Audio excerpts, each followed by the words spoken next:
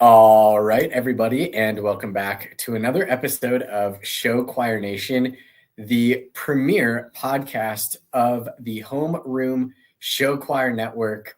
I am William, this is Ethan, and we are alive. I think that's really where we should start, is that we are alive after the day that we had on Saturday. Yeah, it's taken a couple of days to just settle it all in. We already got 14 people in here, which is kind of crazy, the people sitting on this. So thank you guys for waiting. Oh, 13 now. We made someone leave. However, yes, I am fully recovered. Classes, I wasn't a droop. I felt okay. I don't know. I got a lot of earworms in my, you know what I mean? In my household, there's been 3 songs on repeat from choirs this past weekend. Okay. That I've just been getting repeated. And so I'm in the class going, da, da, da, da, da, the Fisherman song. Yeah. Da, da, da. I just keep on repeat is the Fisherman song in my head. So I guess that's how it's kind of leaked into my week now. But yeah, I'm still alive. And you're doing good? Yeah, I actually felt worse on Monday than I did on Sunday. Now, I will say Sunday I had the luxury of having a hotel and being able to sleep in. And trust me, I checked out at 11 o'clock exactly out of that hotel. I did not check out 1 minute beforehand. I left my hotel at 12. But you know the story. Somehow we booked our hotel an hour away from the competition. Yeah. And so it was which state were you in? We were in Illinois. We were in Lockport. Oh, so 30 minutes out of the way from the nasty. drive down. It was wow. So I didn't leave the school. Apologies to all Lockport residents. Yes, no, it's not their fault. But I didn't leave the school till about 1:10, just trying to wait for my siblings to get out of the homeroom and so on and so forth and leave. And I during the day, Chesterton School is huge. I did not find their homeroom until the end of the very day, tucked away. Which I bet a bunch of schools were like that. But finally found the homeroom, got in the car, hit the GPS, and it's you're going to arrive at the hotel at 2 a.m. And we were I guess it is what it is. So yeah, I think so. I did not find a single homeroom all day. I wasn't looking for them, but just naturally, just walking throughout the school, I mean, they have a pretty nice box of the field house, the gym, and the auditorium. And clearly all the classrooms are somewhere else. So I didn't find the homerooms. But also what I will say is that for awards, I was sitting in the top row of the auditorium and there was an opening for a room with a big spotlight. And so I just hopped the little ledge to avoid the lines. And I snuck down through a back stairwell. And I think awards got done at 12:27. And I think I was out of the parking lot at 12:32. Wow. So, and somehow I wound up 3 deep in line at the McDonald's drive-thru. All I wanted was 20 McNuggets. Literally all I wanted was 20 McNuggets. And no signs of worry. It took my order right away, whatever, pull up to the second window. There were 2 cars ahead of me at the second window. And I was it was still, you know what? I don't know if McNuggets and ranch have ever hit so hard in my life. I've actually, surprisingly, hit up a few spots in Chesterton. Yeah. So just quick shout outs. Famous Val's Pizza. That was really good. Really surprised. Monocle's good? Probably honestly better than Monocle's just because of their different sandwiches and stuff like that. If you're from Illinois, you understand how big being Central Illinois is. Yes, it's huge. Yeah. But yes, Famous Val's Pizza and Grinders. I went to what's it called? The Cheers. I think it was a bar. Went there, got some appetizers with the fam. A really cool place. I love the inside of it. And then 3, of course, just like you, fast food hit hard at Wendy's. Shout out Wendy's for my spicy chicken sandwich. Hit so good before coming back for final awards. Shout out Chesterton as a whole because I was wow, this place is kind of deep into I don't even know how to explain it. It's not right off the highway. It takes a little bit to get there. So shout out to them. It was a really cool place. Went around downtown a little bit and I was actually pleasantly surprised. So yeah, so we have our first question for the chat. This is coming from Daubers. Quick question: has Carmel ever come down south? Carmel does not come down south every year, as the question states. have they ever gone down south? I am not inclined to believe so. Carmel generally, for the better part of 50 years, has been regarded as the choir out of Indiana, and they generally defend their home territory very well. And also when Indiana has 4 or 5 competitions to choose from at any given weekend, there's really not a ton of incentive for them to do so, because for a while, I would say really up until probably 10 years ago, there were really only, you could count the Southern groups that would really even give Carmel anything of a challenge on one hand. Mm-hmm. And that was Clinton, Petal, Homewood, and like whoever the next best group was in the South that year. So that's my old, maybe like Old Enterprise, maybe Darrendale, Opelika, maybe like a good Jackson Academy year. But that was really it. The only thing I can think of Carroll maybe going down there for is, of course, Carroll or Carmel? Or not Carroll, sorry, Carmel. The only thing I could think of Carmel going down there for is maybe one of those old competitions where they used to perform at like Walt Disney World, where they used to dance or do the Epcot. Kind of Sweens did that a few, and there was a bunch of other pretty good show choirs there that used to do it back in the day, perform outside at the Epcot Center in Orlando. I'll do a quick run through, but while I do that, do you just want to start on this? Actually, hold on.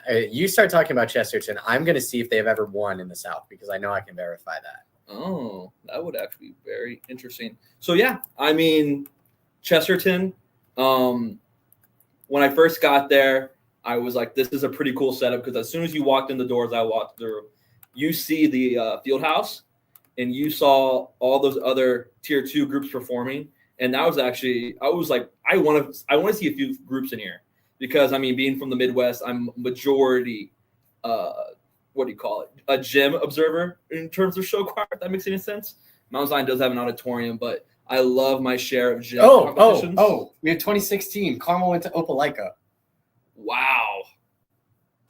So that is answer. So the answer to Mr. Durkin's question, has Carmel ever come down south? At least in terms of winning, the only instance is Opelika 2016. Let me Google that quick. Yeah. But basically, you have the gym to your left, and then you have a long hallway for performers only. Then you basically walk straight into what the homerooms are kind of area. These results. Oh man! Actually, pretty solid. These are pretty exactly the groups that we were talking about earlier. So Carmel vocals choreo overall. Second place was Petal. Third place was Homewood. Fourth place was Enterprise. And fifth place was Albertville. And I forget who is. I think Scott Rains might have still been at Albertville at that point in time. It was Natasha Tidmore. Okay, I was wrong on that. Anyways, so that is Carmel Accents lost to Petal Innies. Yeah, with best vocals. Okay. Homewood, The Legacy in third. Throwback for all of you diehard Southern show choir fans who remember Homewood, The Legacy. And Homewood, what was their girls group name before Nexus? The Associate? That sounds something. We're gonna check. We're gonna check. We're just gonna pull 2015. I'm gonna be so proud of it. The Legacy. Wait. Oh no, maybe the mixed group was The Associate. Hold on. It was The Associate. There we go. All right, so that's enough of a sidetrack. So basically, then you walked in, you had the cafeteria to your right, and then for a little bit, I was like, "Do I really know where I'm going?" Because I've only walked on 2 hallways. I kind of got lost.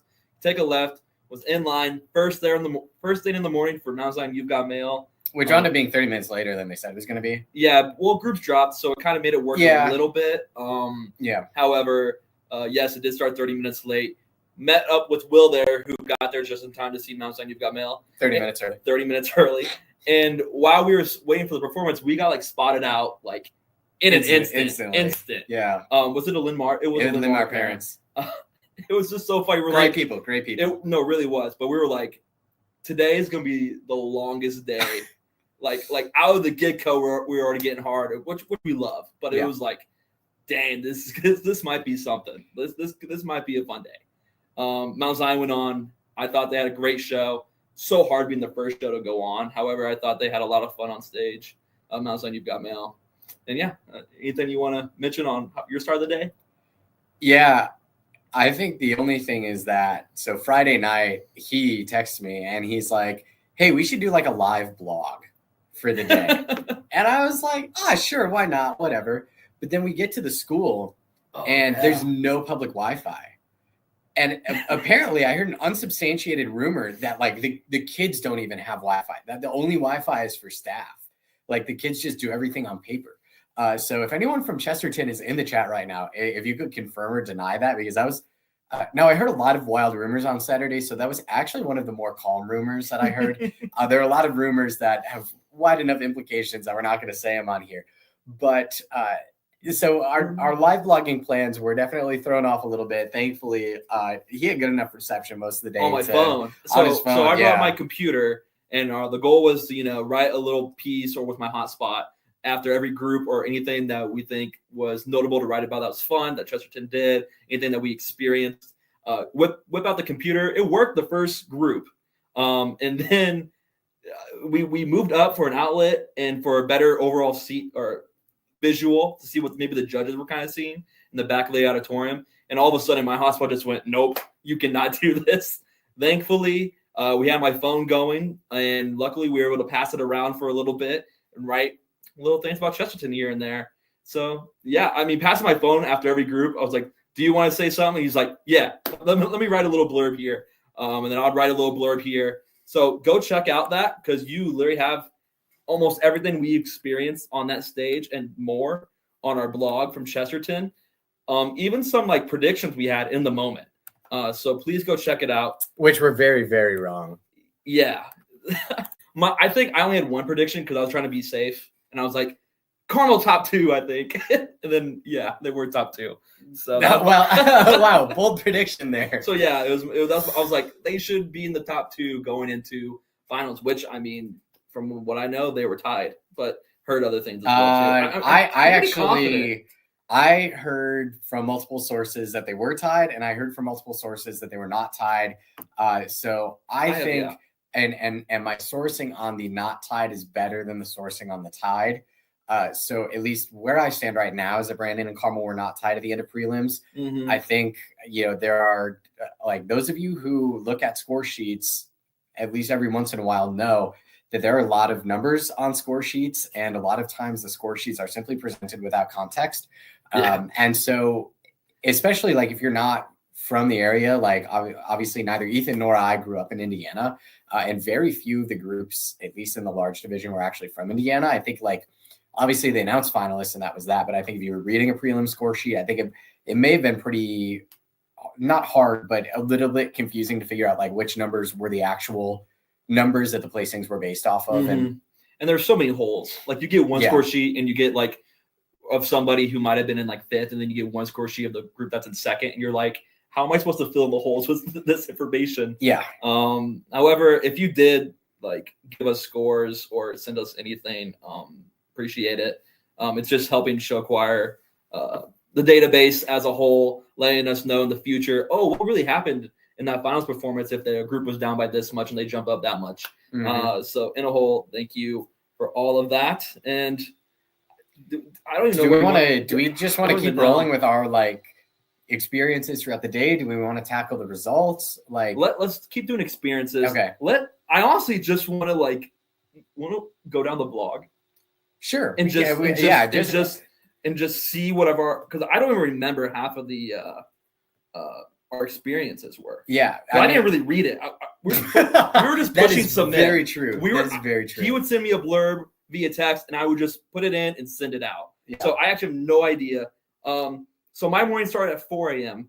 His started at 5 a.m. So just a long day. Going down the list, we saw some wonderful groups. We met around like 9:38 a.m., which is still 9:38 a.m., which is still very, we try to be very specific on when we send these out, but we which is still very early for me. It ain't early for me. That's when we had our first group of kids come up and see us, which was a blast. Yeah. And groups from Linmar. Yep. Linmar kids came up to us first. They were pleasant to talk to. Especially like asking them questions, of course, like at like 9:30 in the morning, like, what's it like dancing with no shoes? What's it like? Why did you guys come here? Why, like, stuff like that? I think like it was as much like they wanted to meet us as like we wanted to meet them. Mm-hmm. And it just happened that they came up to us. So I think both of us are very thankful that happened. Oh yeah, no doubt. But also like met some Millard North kids in the morning. Right after that was great. wound up a bunch of Carol's people wound up sitting like just a few rows under us. And it is crazy because one Carol girl kind of was talking to us, and she's like, thanks for the shout out last week. Maybe we'll kind of like come in clutch today and prove you guys right. What was our shout out? Just talking about him and talking about how a lot of people were kind of sleeping on him. Oh, because like Bradley a lot of people, Davis. Oh, I'm not saying anyone in particular. I'm not saying anyone in particular. Kidding, I'm just joking. I'm joking. We'll see how the where people make their apologies this week, but we met so many people in just in the morning and being able to, because like, okay, let's be real, a lot of so Chesterton was not enforcing time penalties, and a lot of these sets people took their sweet times with, so it was very great to have something to tide us over in between shows. Just like on the time penalty thing, it's like we're done. You were hearing, like, we were talking earlier about like how you get results and you try to plug stuff in here and there on score sheets, so on and so forth. We are hearing so much stuff throughout the days, like you said, rumors. Like I heard at one point that like a time penalty was assessed and lost group points. I heard one of the groups were tied. Like I heard so many things, which in the end, it's like as a spectator, it's just like you just need to take it in for what it is. Like, and especially was what we do. It was more like, I really don't care. I'm like the groups who made finals definitely deserve to make finals. The groups who didn't make finals just didn't make the cut. That goes for tier 2. That goes for tier 1. The judges had the hardest job in the world. I could not. Like, and seeing them up there, it was kind of fun because we were at an angle where you could peek over a little bit and see how they were reacting during some of the performances. Yeah, kind of some of their body language and stuff. Yeah, it was so fun. Just in different moments throughout the show, you would hear one of the judges just start cackling, laughing if they found something so funny, or you could honestly hear some of the notes they were saying during certain parts of a show. But yeah, I mean, still going down the list, so my lunch was Famous Val's Pizza. Like I said, your lunch was a quick PB&J sandwich. Was that good? So it was PB&J. It was a banana, granola bar, some fruit snacks, and about half a bottle of Baja Blast. Because if there's one thing I hate about me, so a couple things about me. I am actually a really terrible show choir competition spectator, because literally since the very first time I competed, I a lot of times skip the exhibition right before prelim awards because that's when food lines are short. And also, but for a competition like this, where you just knew that there wasn't going to be any short line at any time during the day, I pack my own food because otherwise, like for me, the importance of priority number 1 is seeing all the show choir that I can. And importance number 2 is treating myself well with hearty food. So that's why I really do load up on the carbs. Yeah. I make myself sandwiches, granola bars. I go heavy on the sugars, both natural and added with fruit and fruit snacks, and a bunch of stuff. And a sprinkling of caffeine in there as well. We have a comment from Sydney that says, Baja Blast with a heart eyes emoji. Yeah, Sydney, I am one of the happiest people that they sell Baja Blast year round now, because back when I was growing up, not to age myself, but it used to be a summer only thing. It would drop around like early April and then it would be gone by August. And they still do that with like the limited edition flavors, but now they sell Baja Blast year round. I was so thankful for that. All right. So the next habit is at 2:08. I walked in, we found each other. We're walking to the auditorium again for, I think Carol led off. It's for prelims. It was a ton of prelims. And we walk in and we run straight in. We walk straight into a Miller North just hype. Because they were walking to warm up. They were walking to warm ups, and it was just a blast. We don't even know who stopped us. Off top of my head. It was. I think it was just like some or the one who took a selfie with us. Yes, he's their freshman groups director. Oh, yeah, okay, that makes sense. Mr. Engstrom. Because we're just there like cheering them on, whatever. And then, we're like golf clapping through the hallways, like you do each other. Yeah, like get it, guys, go get it. Yeah. And then some of them were like, "Oh my gosh, you're whatever." And we're like, "Yeah, still get it." Awesome. And then he comes out of nowhere and says, "Ah!" he shoves the phone up in the air, like he knew he was gonna see us or something. and we just like take a picture and that was that. And we were hyping them up. I think they might have gotten in trouble for being too loud in the transit to warm-up always. So we do apologize. Feel bad for whatever tier 2 group was in the Lures was on at that point, but I don't think Hopefully the Ballad was not during that. I don't think Lures didn't make finals because Millard North was too loud. I'm just gonna say that. So that was, but I will say, like, kind of rewinding a little bit and watching those single gender prelims in the auditorium, I don't think I had ever seen a show from any of the groups on that stage before, because I had seen really the only like large choir I'd seen before was Millard North, and I'd only ever seen the varsity group. So being able to see literally just an entire slate of 8 new shows from programs I never happens when you run in the same circles, right? That's why you go places. Like, cannot recommend enough the experience of like going to Chesterton, getting the cheapest hotel room I could find, pretty much, like just sleeping in there and then like going home. Phenomenal. And like didn't need to burn any vacation from work or whatever.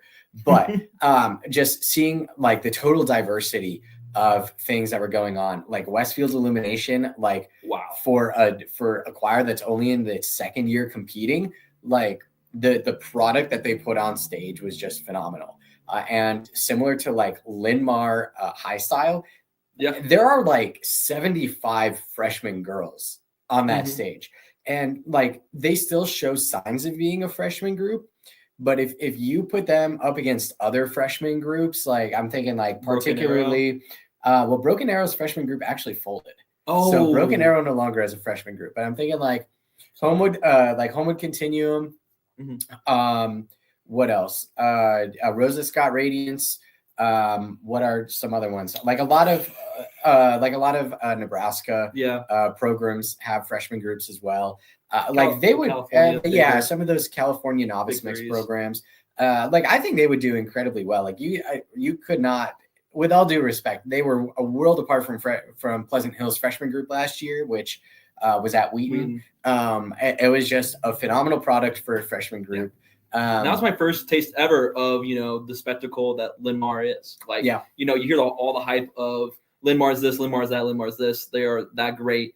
And the fact that our first taste of the Linmar as a program stepped up on that stage and the Phony Awards came on. Yeah. And I was like, probably the funnest show of the morning. Right? Besides the wrestling show, Yes.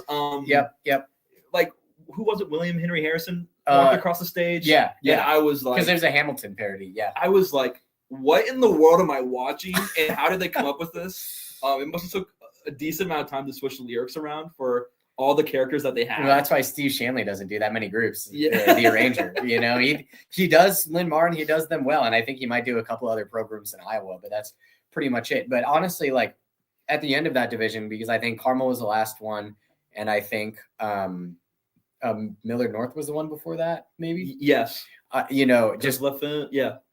Just kind of ending with a couple of those shows, and really seeing like, okay, I'm not like I will say I had Carol Select Sound in finals. I think that if they had not performed their closer, I think Carol Select Sound would have made finals. Their closer was a little rough, and I think a lot of those performers would agree. But just by the end of the morning, we were sitting there and we're like, that would have sufficed as like a phenomenal finals round. Yeah. Like no complaints, no words, no nothing. I'm trying to find what I said in the moment for Carol, because I was like, I said something that was different. Yes. I said, I'm now re-downloading Temple Run on my phone. Loved every second. And I said, the main character needs to track her steps because she ran across the whole stage, the whole show. And then they do the part, and I literally said it out loud. And I don't know if Will heard me because you might have been too locked in. And I said, no way she's going to roll over that net. And then she goes, I was like, no way they're going to do that. And then she starts rolling across the net. I was like, this is just so much fun. It had to be tight. I couldn't believe all those choirs that were in that division. Some other odd things that stick out in our blog. I think it is all the way down before the host performance. Yes, I said at 6 p.m. I said, the party is just getting started as Scooter the Sandpiper, who is Chesterton's mascot, who is a white bird, walks out and is just start walking around the auditorium. And I'm like, what is going on? I've never seen a mascot walk around a competition before. Competition directors take notes. Yes. And let alone he gets on stage, has a t-shirt cannon, and he's just pumping t-shirts into the crowd. Wow. And all the Carroll kids in front of me were going berserk, yelling, Scooter, Scooter, Scooter, Scooter. Like eventually got off stage and like sat with them for a few minutes. Aww. I don't know how he got up those stairs and didn't trip. That it was actually like an impressive feat. Sat down in the auditorium seat and just chilled there for a little bit, talking to Carroll kids. So I just want to give a big shout out to Scooter, the sandpiper from Chesterton. So, and then we hit finals, and we basically just said that we were really tired. Oh, I said a lot of "I Wish" by Skilo because it came on like 4 different times. They had like the same 10 songs, but they were gas. They were gas. But when you were sitting in the auditorium for the entire day, you eventually came to understand that they had like 10 songs. I didn't write it in the blog, but I think it was about 9:30 p.m. I hit the bonk. Like and that's like a running term where like your body just runs out of carbohydrates and energy like to make you move forward. Like I hit the bonk. Like I eventually got to a point where I'm like, shows are on stage. Like I can make general comments about them, but I'm just vibing right now. Mm-hmm. Like I'm vibing because like if this was any less of a comp, I would be at the hotel sleeping right now. But this is not any less of a comp. So yeah, I guess the only other note that's not really what happened on stage is just again all the parents who came up to us, all the students who came up to us. I mean, when I was trying to get back into the auditorium for Carmel and I think final awards, or I don't know, somewhere in that area, I was just like to multiple parents from multiple groups telling us that they loved our work. They really gaslit me. They really did. I was like, man, are we really like making a difference? People actually. They also gatekeep you and girl boss you. Girl boss gatekeep gaslight. They do. Check that one off your bingo card for tonight's podcast. Yeah, I was just like, it's like no way this many people watch our stuff because I'm just so oblivious to a lot of things. And I sometimes just don't believe that's stuff. why I'm the numbers guy. He's the numbers guy. I just perform and he gets the 10% cut after his agent takes the money. Yeah, I'm the puppet on the streets. Yeah. But in the end, the fact that many people came up to us and they felt like they needed to share stories about what we've been doing, how they watch with their kids, so on and so forth. So many groups. I didn't know we were that popular west of Illinois. I truly did not know. Like we were that big in Nebraska and Iowa until you absolutely have not been looking at the numbers. No. Oh my word! Well, this is not shocking at all to me because I actually look at the numbers. So I'm more of Instagram, and Instagram is more of a wide hole. All right, so that's fair. That's how I know. Like if you share stuff, and I'm like, who shared this? What group are they from? I'm like, oh, okay. Yeah. So we are absolutely guilty of stalking people who share our stuff on Instagram. Yeah. I mean, I'm like, I want to know where these people are, or like sometimes people send in memes or almost comp days. I'm like, I have no idea where that's coming from. Yeah. Who submitted this? Like, it's funny. I want to see what group this is from. But in the end, I don't know. I gotta make it out west at some point. And by I mean out west, it's like 2 states over. Literally 2 states over. Yeah. We want to book Gretna weekend next year. We might have to. I don't know. Maybe because Supernova. Well, that's the same day. Oh man, maybe we have to split up. Okay. Sure, we can do that. We have to. Honestly, I would, big pipe dream some days, like somehow partner up with choirs out there someday and maybe do some special content here and there. But yeah. Where do we want to go from here? Because we are going off of just. We haven't even talked about the results yet, and we're 30 minutes in. So yeah, can I talk about like the day a little bit more? And if you have anything you want to like question or anything, please just put it in the chat. Yeah, hopefully we get to it. I'm expecting this to go a tad bit long just because of that's who we are. I mean, we try to keep on track. Okay, so where do you want to start? I do. You can get your bearings on how about let's start with both of the small finals, the small single gender and small mixed. But a couple of things that I just want to say about the day. Number one, I had a great conversation with the assistant director of Miller North Intensity while waiting for prelim awards. So shout out, having like real deep conversations about, moving things forward and experiences and things like that. Also shout out to the warm-up room. I know Dobbs was in here earlier, but I did meet the Aiden Flowers. It literally felt like a show choir Avengers event where it's like we talked so much, but we've never met each other. Yeah, and it was kind of like the first time. It's kind of like Wheaton. Yeah, it's kind of Wheaton. It's kind of just like Wheaton, except Wheaton was probably like 6, 7, 8 almost. Yeah, different kind of people, and it like expanded over 2 days. Yeah, but seeing Aiden though, and seeing people from the warm up room, I didn't get to see him. I think I saw him in the hallways at one moment. But I was talking to my parents and I didn't want to interrupt them, and he looked kind of busy. So I'm glad that you were able to go and talk to him though. So we have that linked in, and we'll see him at Mount Zion. Mount Zion. So I'll get that chance back. Yes, no doubt. Absolutely. But like I had plans to go to Culver's for dinner, and I literally just yapped that entire time with people. I saw you during a prelim awards though. Like I had to, I saw you at the top of because I was right by all the Danville people. Yeah, I was sitting in standing in maybe the worst spot possible. Yeah, the mic and like people who were like, because they didn't live stream this. No, but the mic they were using, I don't know for you, it was so quiet. Yeah, no. I was like, we can't use like the Jumbotron or speaker system. They have this small like wheeled out speaker, and I'm standing behind it like in the hallway like type deal, because I was like, it's too late to sit down somewhere because all the groups are sitting down. I'm like, I don't want to climb risers right now. I'm kind of gassed. Just shows my endurance on sitting all day. I just want to stand. But like I couldn't hear half of the stuff. I would just see which groups were jumping up and cheering, the kind of deal. So I was like, okay, I think that's Pike. Okay. Yeah.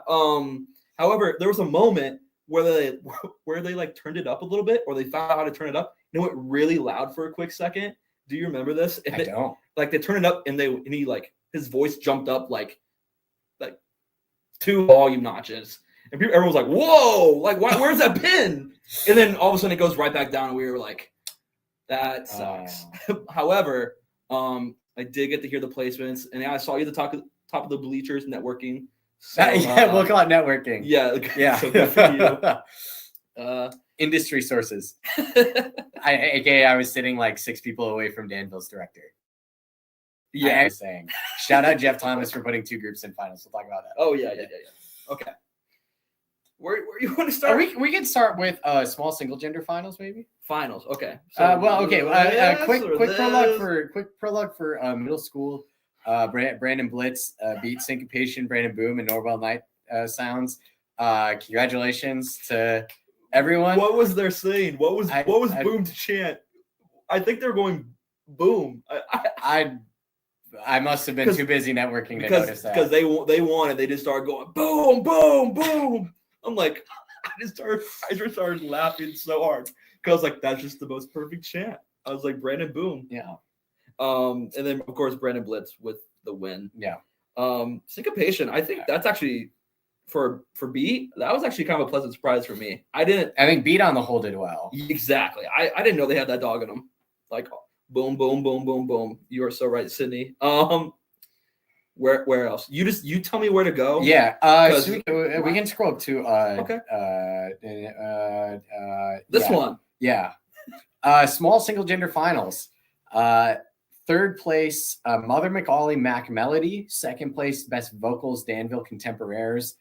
First place, Best Choreo, Best Band Pike Mystiques. I think each of these 3 groups has a story to tell. Ethan, do you want to tell any of them? 2 Illinois groups in Tier 2 finals here. That is actually really impressive with how stacked some of these fields were. For Mother McAuley, this is the first time since the pandemic, like we mentioned on our podcast, that they've made finals. So you have to get – and what's Best Band 2? Or wait. Yeah.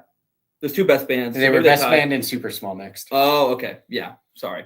Or Super Small single. And then seeing Danville jump up this high, I mean, they're kind of a contemporaries. They're kind of a group that you really don't know where they place within Illinois standards until they perform like 3 competitions. and they run into some Illinois guards. They beat High Fidelity. They did beat El Paso's girls, yeah. So, which is a huge plus for them. I don't think they're going back to Illinois the rest of the season, though. Really? I think because they're going to Mooresville in 2 weeks. Wow. And I think they might be going to either Avon or Brownsburg. Let me pull this up. Well, either way, I mean, they left their mark at a competition that's out of state. Yeah, well, I mean, for those who don't know, Danville is closer to Indianapolis than probably 75% of Illinois competitions. So, Lafayette, Jefferson, Avon, Brownsburg. Wow, is the schedule for Danville here on out. So their only in-state was Crete. Yeah, start off. Yeah, times are changing. But again, they're closer to a lot of those things. So the winner, I watched one group in the field house. One group. Yeah. And I said, I'm going to walk in here and I'm going to watch one group just because I have to get my field house gym kick in. Because I have to experience the whole comp, right? The only thing I didn't experience was like solo comp. I didn't see what room that was in.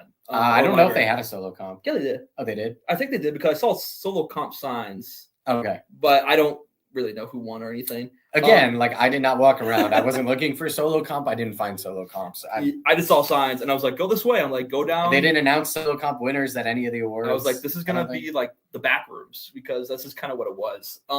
But going into trying to find homerooms and stuff, it really was huge schools, man. I'm from a school like 700 people, so that's just how it is. But I did see Pike Mystiques. Yeah. And I got in there, no expectations whatsoever. I didn't even know what group was going until they just announced it. I walk in there, I sit down, and they start going, and they have this first soloist come out, and she's just rocking it, just rocking the solo. And I don't know what it was. I don't know if the band was just kicking that hard or if it was the accompaniment. I just do not know. I was head bobbing the whole time. I was like, yeah. It's like, yeah. I was like, this is. I rock with this. It was just such a pleasure from going to. I talked to you a little bit about this. I was in the that auditorium. We ain't ready to have this conversation right now. No, but I was in that auditorium for all those amazing groups with the budgets, with the screens, with the sets, with their own lights, their own risers, own props. I walked into that auditorium, plain old riser. You mean the gym? The gym, thank you. I walk in there, 4x5 set risers. 4x4. Thank you. That's what the commoners use. 4x4. Sorry, 4x4. Band in the back, no props, no nothing. And I just watched them just have the greatest time on stage. And I was like, I needed this reset so hard because I just watched some of the greatest sets and just boom, like show designs ever. This is just straight choir. I just had a ball watching them. I thought their soloists were amazing. I thought they had so much fun on stage. I thought the band was awesome. And honestly, that might have been one of my favorite shows of the whole day, just because of how genuine it was. So when they said Pike Mystiques won, I was like, I somehow watched the winner of Tier 2 finals on accident, like just complete accident for single clef. So shout out to Pike for a great win, because I mean, if Danville's doing this early, and of course Mother McAuley making finals here, that is a big win for Pike, especially with choreography. I thought they moved very well. It is, yeah. This is Pike's first division win since 2014. Wow. Yeah. So for them and Mother McAuley, two huge outings. Yeah. Well, and if you look at who they bounced out of finals, they bounced, I believe it was Norwell and Columbus East out of finals. Yeah. So, a couple big pickups, like Ethan said, for those programs. Do you want to head to small mixed finals? Yeah, let's get there. Yeah. All right, I'm there. All right. Right? That's it? Yeah. Okay. So in first place, we had Linmar and Step. They with vocals and choreography and band in Tier 2. I think that was one of the only shows that I missed that I was like, I can't believe I missed. But again, it's running through a busy day. I thought I was going to be able to catch them, but then the auditorium just got so far behind compared to the gym. It did. And I was actually like 2 minutes away. But it didn't happen, which is unfortunate. But Danville delegation in second had a great showing. Miller North was best costumes in the 3. Pike Encores was best band and best costumes in Tier 3. Bloomington beat in the 5-hole. So those were the results for Tier 2 finals at Chesterton. What stands out to you off the rip? I think a couple things stand out to me off rip. This was a busy finals. I think Millard North was the only group that stayed the same as where they were in prelims.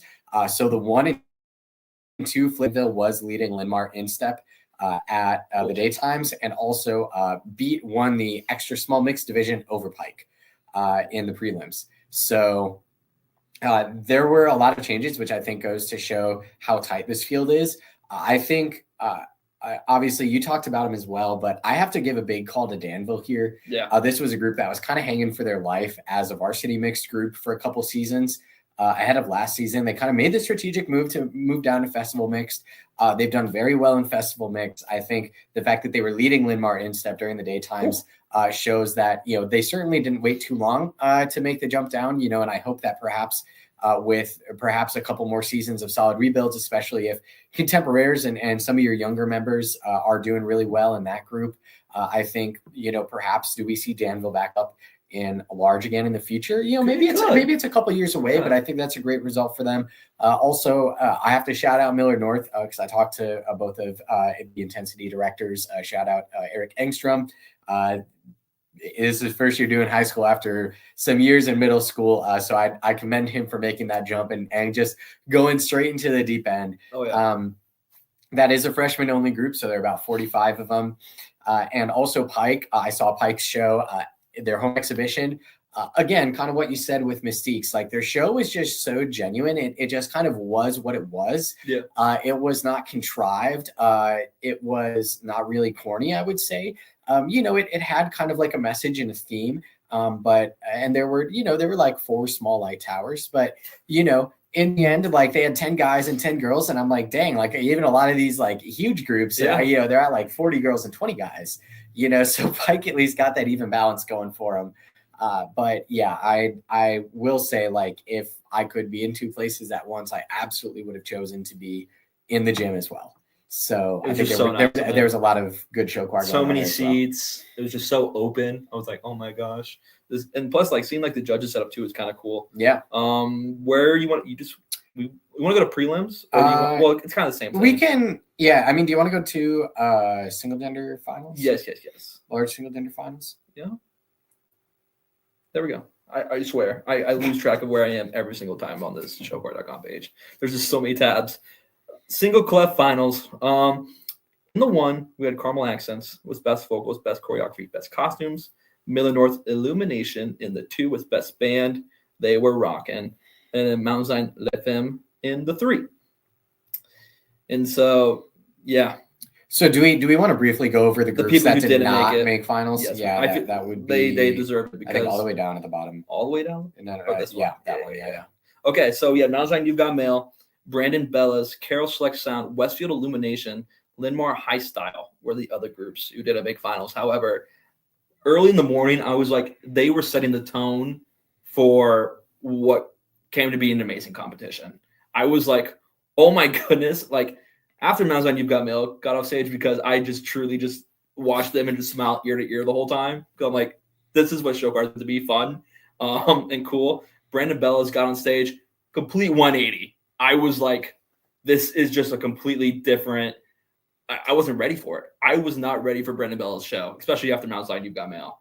I was just like completely turned on the head vocally. It was whiplash. It really was. And moving to the back of the gym didn't help us. Like we took it in from a different perspective. We did. We still felt the whiplash. If we were where we were closer, like we were for you, Mount Zion, You've Got Mail, I don't know where our heads would be right now. But yeah, do you want to talk about Bellas? Yeah, I think so. This was, I think maybe the first time I'd seen a Southern girls group because there wasn't any at Wheaton last year, right? No. And I didn't really travel besides that. Yeah, it was very interesting to just kind of see the approach that they took to their show. I think like vocally, they were a ways behind some of the more tried and true Midwestern groups. But I think visually, they had like 60 girls out there all wearing like white costumes. Yep. And so it was just this huge, they have a bride themed show. So just this huge mass of, bright colors on the stage. And yeah, just the way that they kind of rolled through their show and the amount of different elements it incorporated, I was like, okay, like I love my band. I honestly, like, I hope there's no one I went to high school with watching this. I thought band kids were cooler than most of the choir kids in high school, or at least the show choir band kids. Some of those marching band kids were pretty weird, but the show choir band kids, they were all right, like better than like a lot of the sopranos and altos in my choir. So I do love my band, but where I'm circling around to this is, like, after watching that show, I understood why show design is the third major caption in the South, because there is so much pride involved in it. You know, like a lot of Midwest groups, like they may like just buy like a pre-designed show from like an arranger, like full like 6 arrangements. You know, here's the theme, here's the price, whatever. Or like they, you know, the director might take a stab at it. It might be consultation between the director and choreographer. Like some of the groups who really care about show design, like do hire show design consultants, but like very clearly, like the South takes so much pride and takes so much artistry in how they design their shows. And I really respect that. And I think that was one of my biggest takeaways from Bella's show. That was great. You did a great job. Thank you.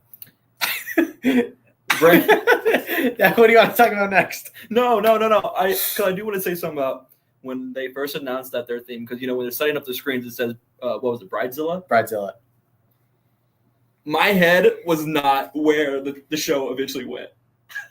No, probably not. I think you know where my head was, adding right? Zilla on the end of something. I was like, okay, we're about to watch like a monster show. Yes, like which we've all seen too many monsters. Yes, shows. Like I'm gonna watch Brandon Everett Popbox. Yes. Popbox. Shout out Popbox, Northeast. However, they come out and I was like, okay, maybe first half of the show, they're gonna be like, yay, you're getting married. Yeah, we're gonna have so much fun. Oh, the bridesmaids, yeah. And then I was like, something's gonna take such a huge turn, and I was just waiting for it the whole time. Like she turns into a monster or something. I don't know. Like I was not waiting. I was thinking of like Monster vs. Aliens, if you know that movie, where they're at the altar and then she turns into a monster or something. And then I don't know. However, it was a great show. Of course, it might not have been where I thought it was going via the title. However, it had a great ending to it. Of course, who doesn't love a good reception? Yes. Yes. So it was a great way to end. Boy, they had some interesting song choices in the back that we're not going to mention because this is a PG-13 podcast. Which one is it? Yeah. And how I thought that was cool though. They, you know, there was some rewriting of lyrics involved, but you know, I think they did it well. The Carol Select song, we kind of already talked about him a little bit in the show. Yeah. However, like I said, they came out and they put up the set while we were talking to some kids, I believe from the north, and I was like, oh my goodness. I was like, this is Temple Run. This is, you know, you swipe your finger, you take a left, you take a right, you jump, you dive. This is Temple Run. And then they came out. Do kids still play that these days? I have no clue. If you do, please let us know. Because is that, I don't know, might still be popping on the App Store. I got no clue who's playing Temple Run nowadays. However, they came out and they set the tone early with their vocals. I thought their vocals out the gate were like, whoa. I was honestly like, this group, I might have to pencil them in after like the first 3 songs. Okay, it's still number 17 in action. Wow. Temple Run on a legacy run, low key. Top 20 for a long time. Number 26, Temple Run 2. I forgot there's more. Yeah, well, we know what we're doing for the rest of the night tonight. There will not be any more articles published on Homeroom Show. That or like the penguin sliding game. Oh, that one. Oh my gosh. The polar bear is chasing you. Anyway, Carol Select sound. Yes. And then I was like, is this the main character going to make it? I was like, show choir is a completely different cardio than it is from anything else. I remember I used to actually like, believe it or not, I used to be like in shape. And I used to be like play like sports and all that stuff. Stop the cap. And like I run a show choir show and I'm not bending over. And of course, like you know, like after like the whole show, you go crazy, you go full out. I'm not bending over, no nothing. Then I run 3 times on the court. I'm gassed. Yeah. I couldn't imagine what the main character of Carol like stamina is, because she literally covered every inch of that the whole show. I was so impressed, and I believe she had a solo on top of it too. Yeah. So I was like, your breath support is insane. Yeah. I thought the choreo was well done. I like just the show design, like everything that Carol does something, which we'll talk about in Magic as well. It's like they hide little things here and there that just make the show so in depth. Like, I was like, I would have to watch it twice to really catch everything they did. Because the first time I'm like, oh, see how those girls in the back are like doing this, and they're like making it seem like they're doing something that's really related to the show. And then, but your eyes are just so focused on the main character running around the whole time. I probably missed majority of the choreo, like just because I was just so intrigued in what the main character was doing. But yeah, I thought they had an amazing performance. They could have easily been in finals. I honestly, I want to see the scores, bro. when you talk about stamina, I do think it was the stamina that killed Carol. I thought their show was about a song and a half too long at the very end. And I'll just say it, like, those kids were absolutely gassed by the time they hit the start of the closer. Like, the vocals were lacking in terms of like placement and focus. The dance breaks had less of that sharpness because like first half of the set, their dancing was very technically sound. The back half just kind of lost that. Yeah. So I think I think they were definitely, they had a fighting shot through 4, maybe 5 songs. By the time they got to the end of song number 6, I think it was probably not going to be enough. I told you this in the moment. Song 4 or whatever it was. When she got the treasure, right? She got the treasure. Right? I would have been fine. Like, I thought she holds up the treasure. Boom, set ends. 4 songs. I was about to stand up and start clapping, and then they do the whole like, we did it, yeah, como hicimos, we did it. The whole Dora thing. No, they didn't do that. No, they did the whole like, yeah, we did it thing. And I was like, oh, I had no idea there was gonna be another number. Yeah. And I think it did lack from the whole thing, just because probably I was just so ready to applaud them on what was a fantastic set. They did an extra number, and I was like, okay, yeah, now it ends. But I still thought they had a great showing. Absolutely. I still thought it was enough for them to make finals, just purely based off of how well they did in the front half of the set. That's why I was not on the judging table. All right. Next is Westfield Illumination. Oh my gosh. Those girls can sing.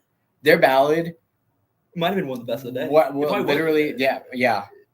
I don't even know what to say. I think I would put Linmar's ballad above that. Well, yes.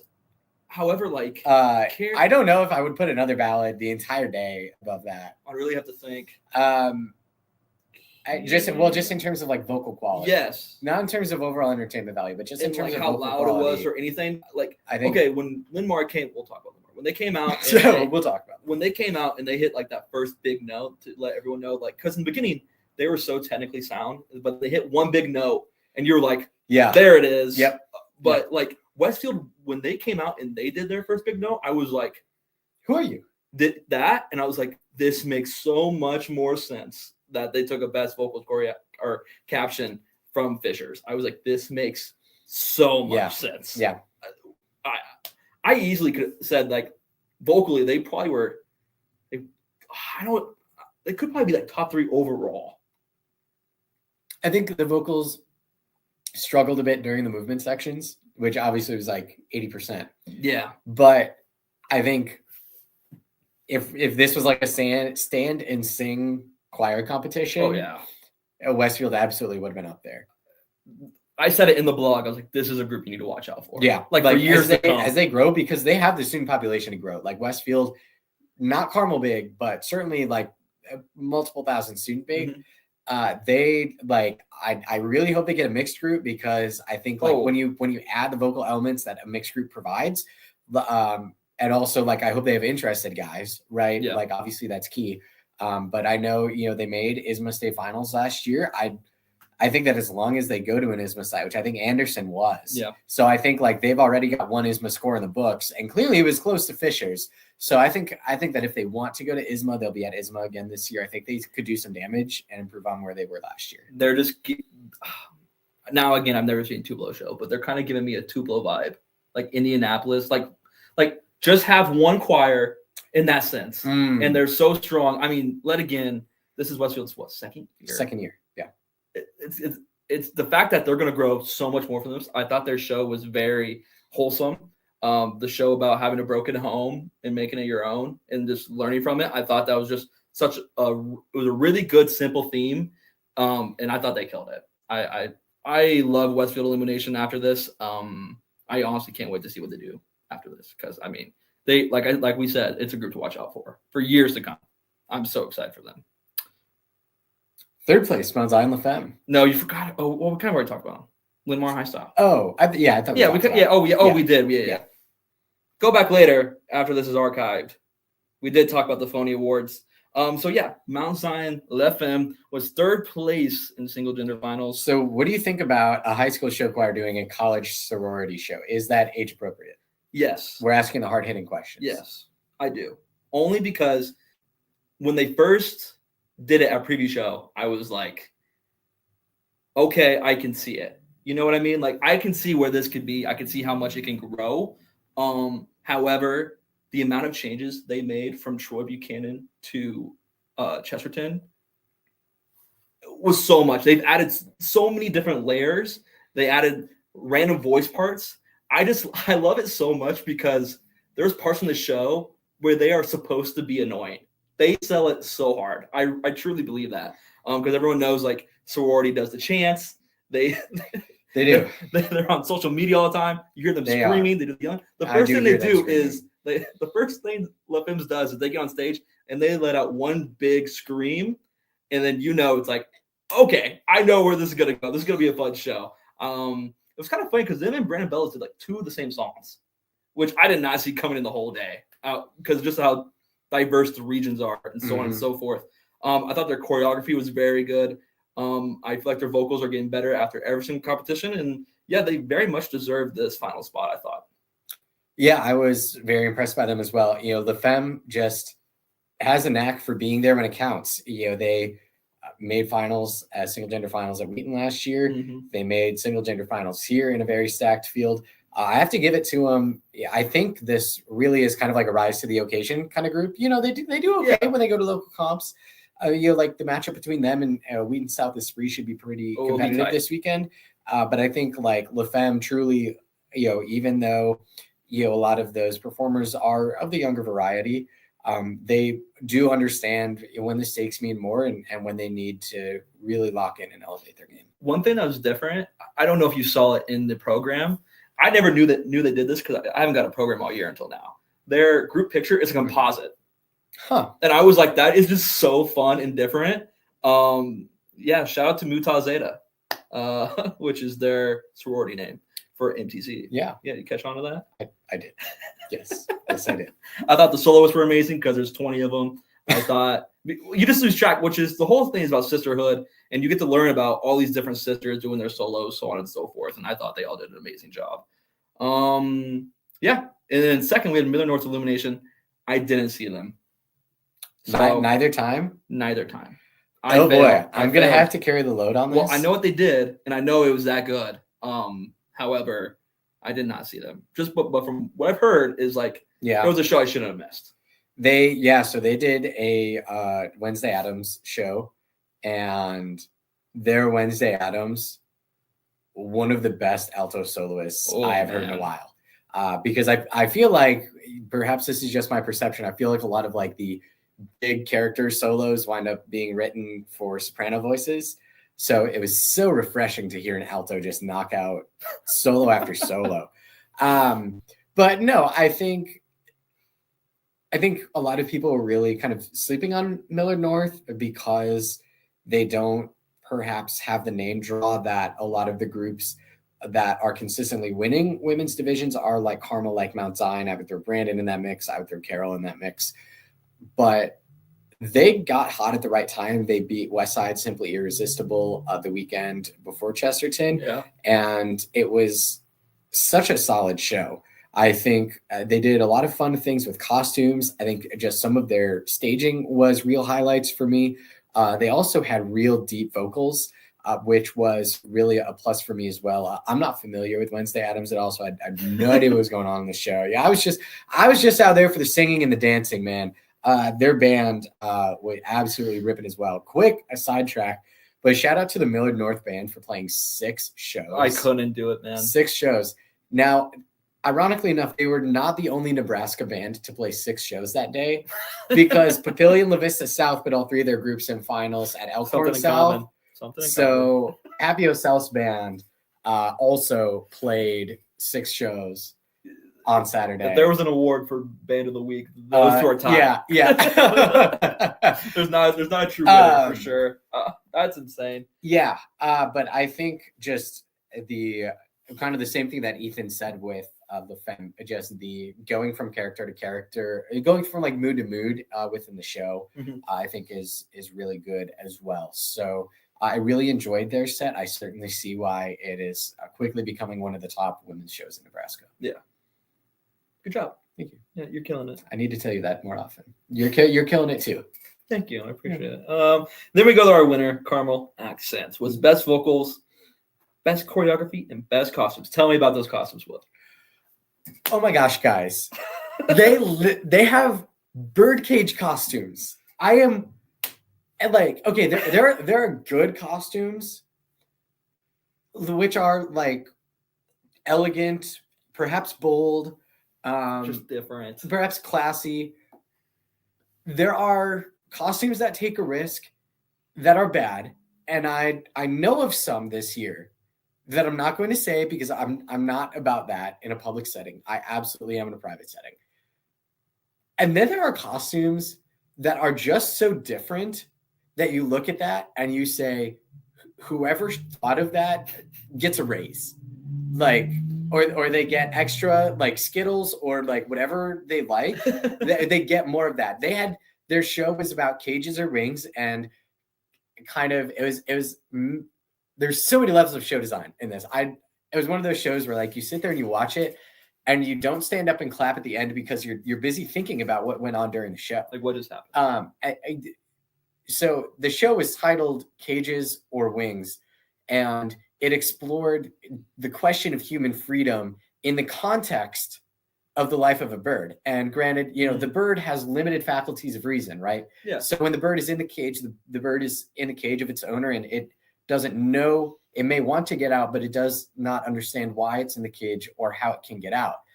Whereas humans, with our full intellect of reason, if we put ourselves in a cage, either physically or psychologically or whatever, we have that intuition to know why we're here and why, and potentially how to break out of that. And also like they had like kind of like a big sequence of poles that were supposed to represent a bird cage on stage. And they had plastic bird cage additions to their first dresses. And there were so many, and their second costumes were great as well. And they had ladders in their show to and they had a trust fall to symbolize flight. It was one of those shows. And I think like a guy I was texting after watching that show, he's like, that sounds exactly right, because within the Carmel program, Accents is the show where it's about the art and respecting the art. And there were a lot of incredible show designs. I don't think anything is going to top Lynn Marr's show design because nothing ever does. But I would put Carmel Accents in a very strong 2 spot in the show design category for the day. Because it was the levels of things that were going on. Oh, and by the time the opener was over, you knew that no one in the single gender division was beating them. By the time the opener and prelims was done, you knew that there was just no shot anyone was beating them. Like by far the class of the field vocally, by far the class of the field visually. Just absolutely, I need Carmel Accents to come to every competition I go to this year. Yeah, I think you really Sorry, I kind of rambled. No, I love you nerding out. I love it. All I'm gonna say is Dwight Jordan. All right, here we go. Dwight. He made his spot. Yeah, he was spotted. I saw him, but I was like, man, he's this busy man. He's got so many groups. I mean, I think both of his show choir kids were. They were. So you had Ellie, and then you had Jeff there, and of course the whole SCA panel of them. Yeah. And I saw a picture from that dinner. I was like, to just be like a fly on the wall, like in some sense. Yeah. Like, I couldn't imagine the conversations they were having. To be the one kid from Chesterton who gets to like ask the judges if they need water refills during dinner so that they get to listen to that conversation. Yeah. Also, shout out to the volunteers because just a quick segue. Yeah, for real. Because I mean, Chesterton isn't the biggest group I've ever seen. Like, it's not. Yeah. However, they had almost every volunteer that they could have there, whether it was in the parking lot, whether it was backstage, whether it was doing concessions, helping the judges. I saw volunteers everywhere. So I want to give a huge shout out to the volunteers there at Chesterton, helping me find directions, or giving me directions, so on and so forth. You guys, I really do appreciate you. Yeah, and then I guess we're on to mixed now, right? We're on to mixed. Yeah. All right. So Mount Zion Swing Stations was the lone group who did not make finals at this competition since Norwell dropped. Was it early in the morning or early last night?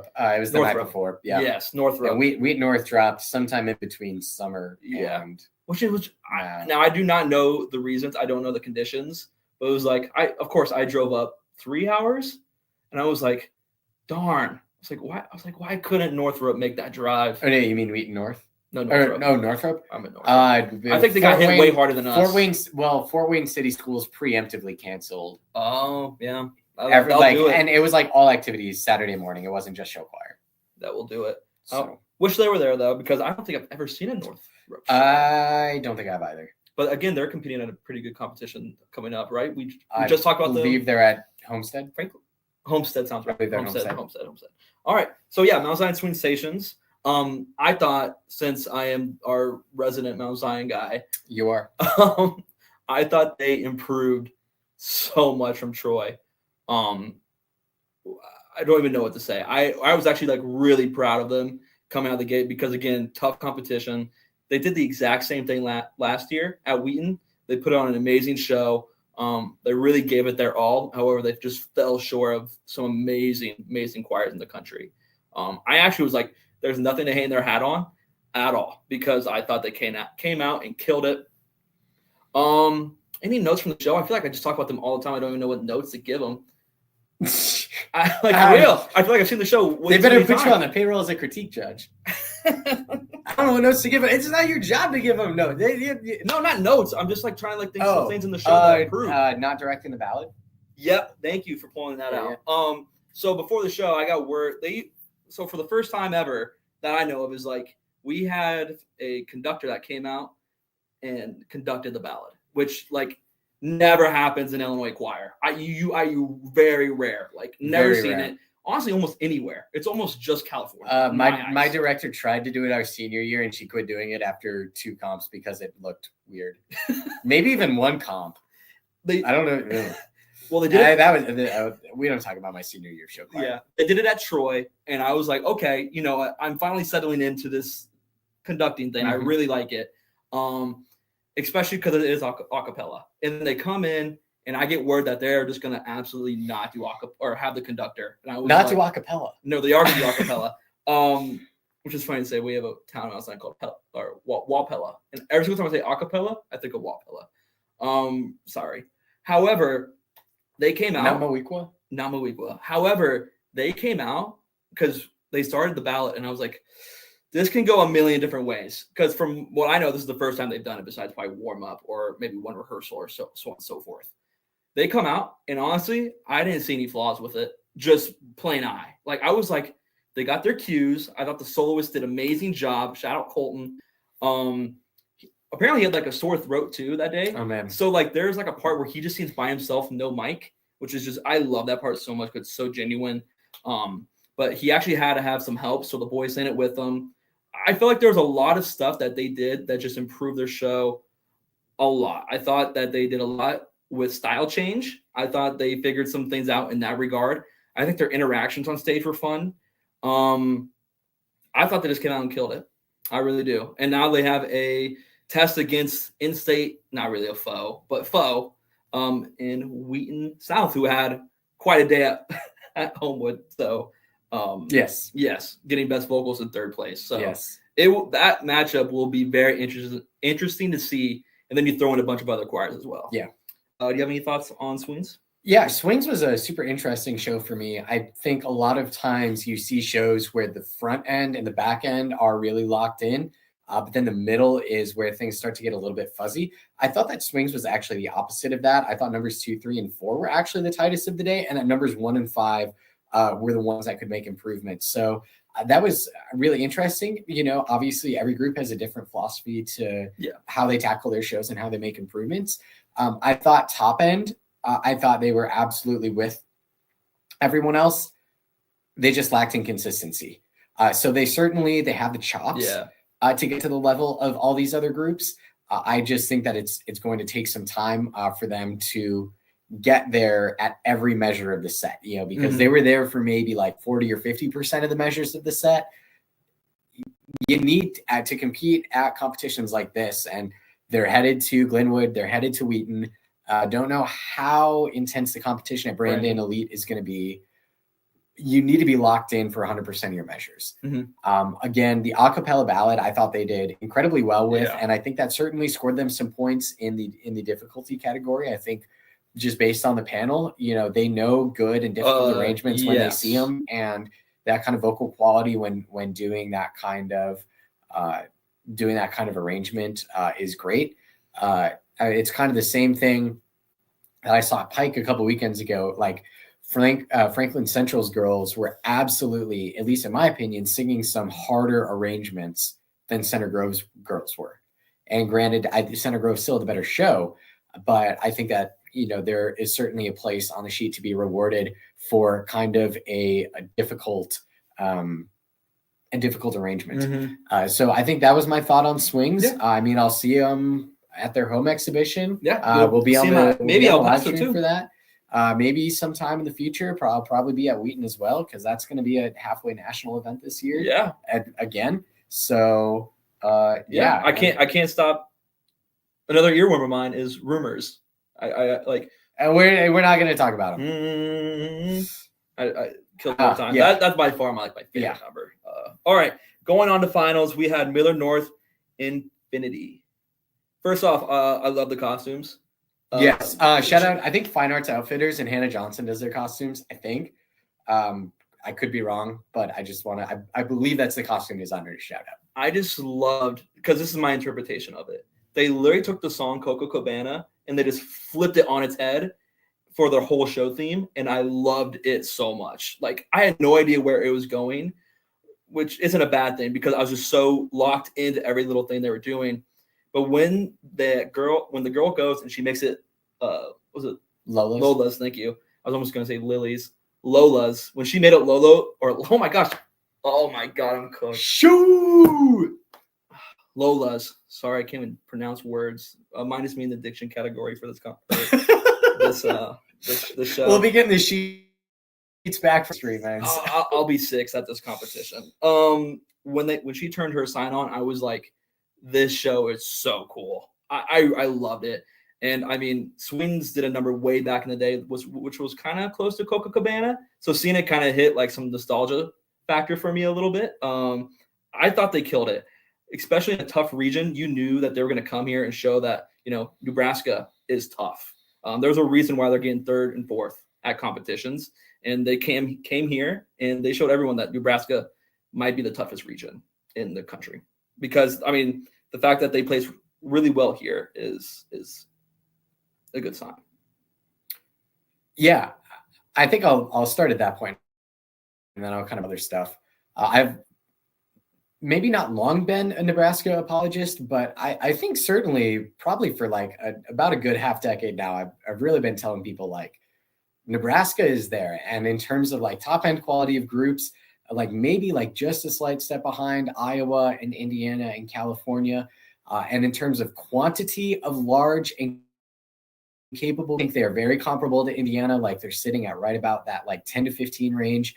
And Iowa is maybe a little bit deeper than them. But I think the thing that sets Nebraska apart is that people are not afraid to just pile into competitions. Yeah. And that's why Miller North has been 4th and 5th at these competitions so far this year, is that like, I feel like it's a really big thing in Iowa this year. Like Iowa's not been on very many comps of the week because you really only a lot of times see 2 or 3 or maybe 4 really good groups going at it. And that's why events like Waukee and Urbandale this year were so big in Iowa. Same thing kind of goes for Indiana. Like FC this week is just a huge gathering. And obviously they have help from Troy and Glenwood and Waltham. But a lot of times, like in Indiana, like you would see, okay, maybe like 2 of the top 10 groups, or, maybe like we saw 4 of the top 10 groups at Center Grove this past week.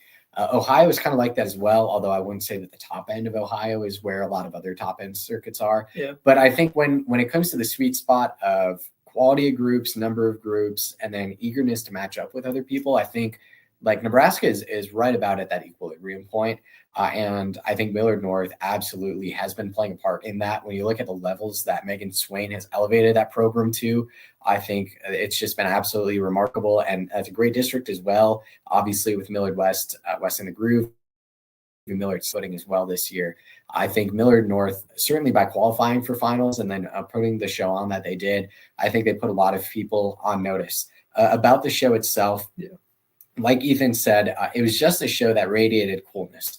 A couple of the things that really stood out to me in a day where I thought there were a lot of shows that were too long, I thought that the Millard North Infinity show was just the right length.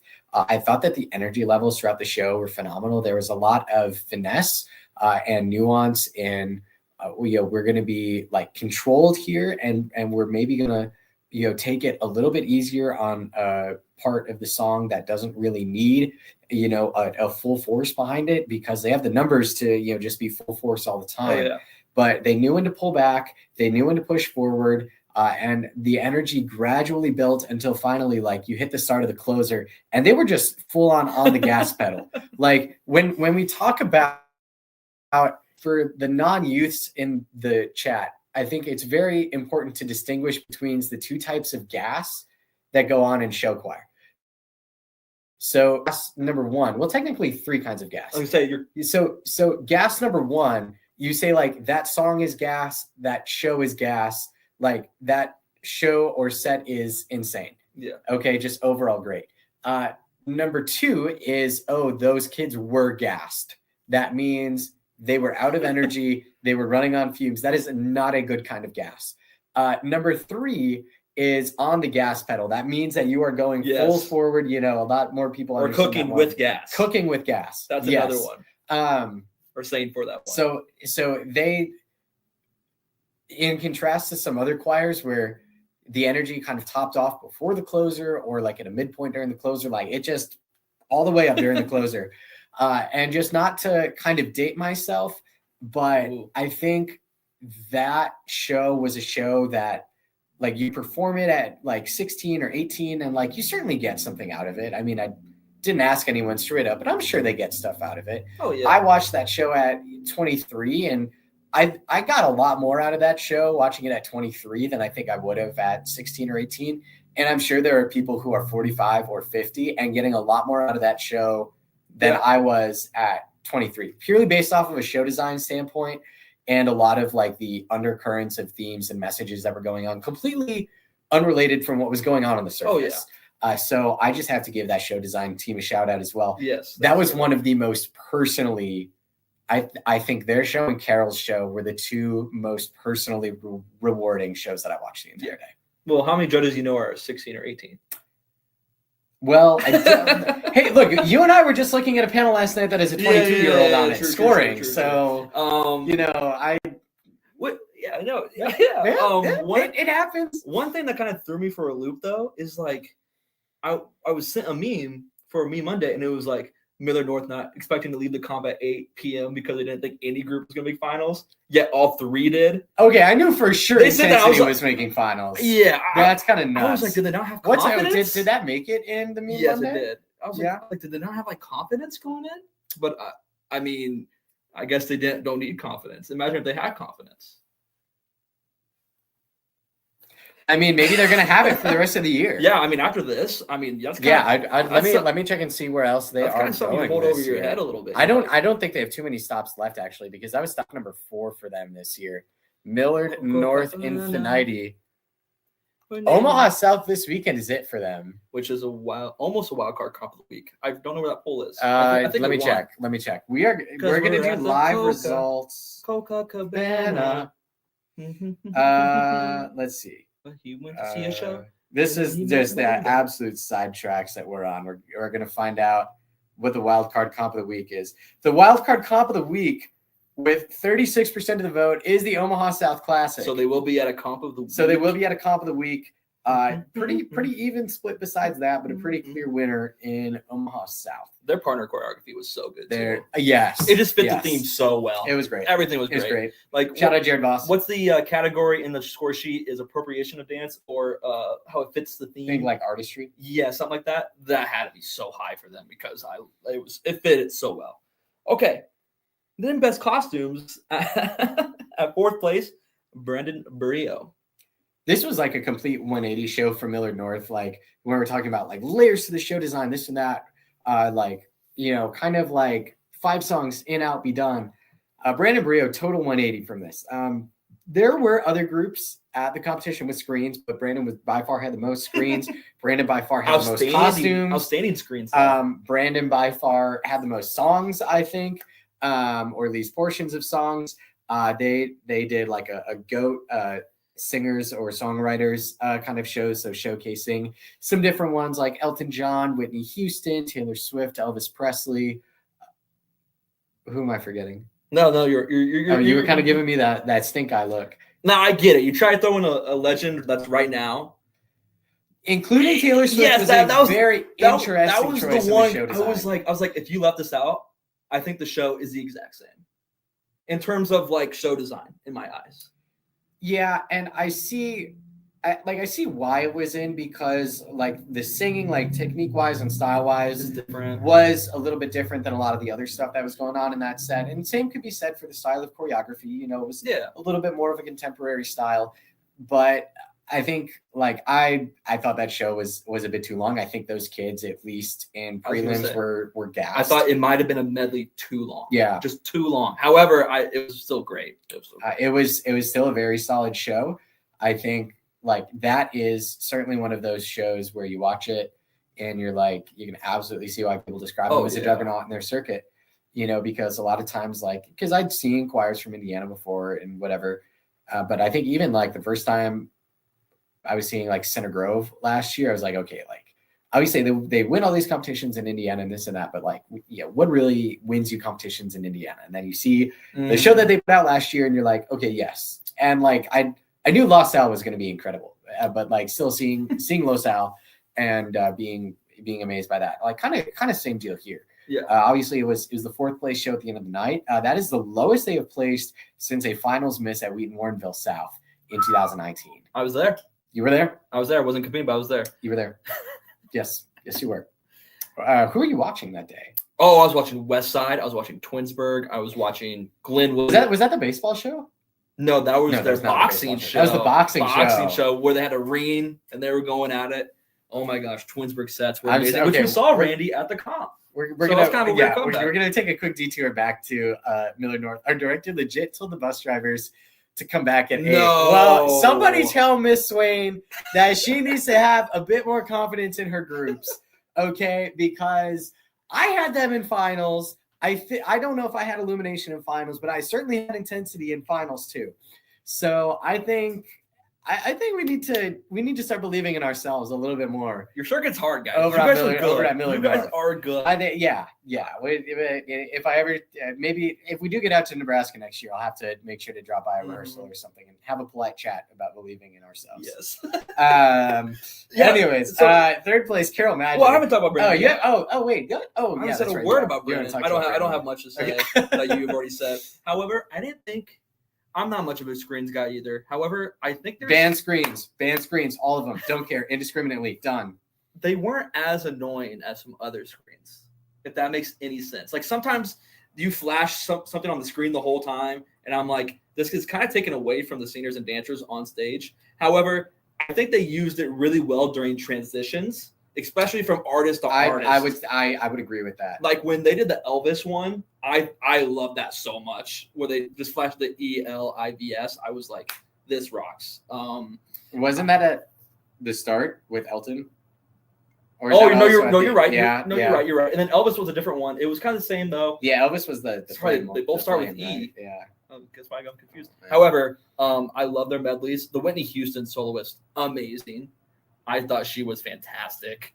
I would love to see maybe one more Whitney Houston song. I don't know. That was something that I talked to people from Brandon, and they said if we could do it over again, we would maybe have written like 32 more bars into that song. It's so good. I love Whitney Houston so much. And if you have someone who can sing Whitney Houston and be Whitney Houston, which they do, they also have someone who can be Elton John, and they also have someone who can be Elvis Presley. Yeah, one of my favorite solos of all time is John Burroughs when she sings "If I Don't Have You." I think that's it. Nothing Without You. I'm probably. What year was that? That was 2 years ago. A year ago. She was fantastic. That's what Janessa Aquila. That might be right. That might be it. However, one of my favorite solos of all time in show choir. Whole number just for her. I thought their soloist at Brandon killed it. Now Trey should be Elvis so much. Trey Holman, absolutely. Shout out Trey. It was great to meet you at Chesterton. It was great to meet you too, Sam. It was great to meet you. Took so many pictures, talked to so many people. Yeah, for real. I was like, at one point, I was kind of like in my shell because I was like, "Oh, your social battery was." Oh yeah, like especially during prelim awards when I'm laying up against the wall, like, "Oh my goodness, I'm gassed." Okay, that's why I hit at the top of the bleachers. If you find me at a competition, it's like finding Waldo. I'm so incognito the whole time. Okay. Well, no, I'm Waldo because I'm very identifiable. True. You're the reason why I get caught. Okay, I'm not sitting by you at the next comp we go to. Okay, so catch me 20 feet away from you in the Mount Zion commentary booth because people are going to come up, David, because you don't want people to come up to you. Yeah, I'm kidding. You guys can come up to me. I love having good conversation. Okay, especially from groups I've never gone up against or seen before, or like. And so learning stuff from different regions at one competition is so much fun. Okay, so now we're at the podium. We are on the podium. An hour and a half into this. An hour and a half in. If you've been here the whole time, shout out you guys. Carol, formerly Minstrel Magic, now Carol Magic. And Magic, it was. I was not expecting this out the gate. They came out the gate of prelims, and I was like, okay, I think well, Carol had two very strong results before this. However, against like not so strong choirs, like identifiable choirs. However, just the caliber of choir here, people were kind of like, okay, there's a lot of question marks with Carol. Yeah, I mean, beating Beaver Creek, Homestead, and Northrop. Yeah, is when some of these other groups have, like 3 comps down and they're beating people left, right, and center before coming in. Like if you look at their resume compared to obviously like Lynn Mars or even I would say like Miller Norse, it was. So coming in, I was like, you know what? Carol's going to be my dark horse. I think Carol is going to, I think I had them in 5th actually, but I mean, a lot of people were leaving the Matto final, so I didn't feel bad at all. They came out of the gate and they hit us with some, I was just so locked in to what they were doing on stage. It was actually like insane. I said it in the blog. The attention to detail that Carol has is insane, and you truly believe the performers on stage. They are the characters in the show. You have show designs, but they what is their show? It's a Tin Man. Okay. It's a Tin Man. Just want to establish that. I don't know why. What is the name of the place? Oz. Thank you. I don't know. Alice in Wonderland was just replaying in my head. Dude, you are getting scored so low on this podcast. I'm so burnt out. You could see the wheels turning in my head. I was like, I'm not saying Alice in Wonderland because not it. I was like, what is it? I can't think. I kept thinking of the Emerald City, but I was like, it's not even the Emerald City. It's in it. No, it's just. And I was like, Oz. Oz. Yeah. Okay. You believe they're from Oz, and you can have in a great show the best show design ever. However, if your performers don't truly buy into the show and perform it like they are in whatever scene you're trying to create, it doesn't work. Yeah. They 100% were in the entire time. From the witches, from which we had the bad witch in our show the other day, and she probably hexed a spell on us. So yeah, if you don't hear from us in like 48 hours, yeah, we're probably done for. The Tin Man, I don't know how you held that position for so long. Just he's got to have a 6-pack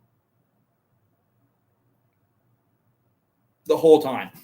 I thought we were going to hold it for as long as I would have, but that was not fun for you. We turned into one of those clickbait Twitch streamers. 24-hour Carol Magic posts. The Carol Magic Challenge.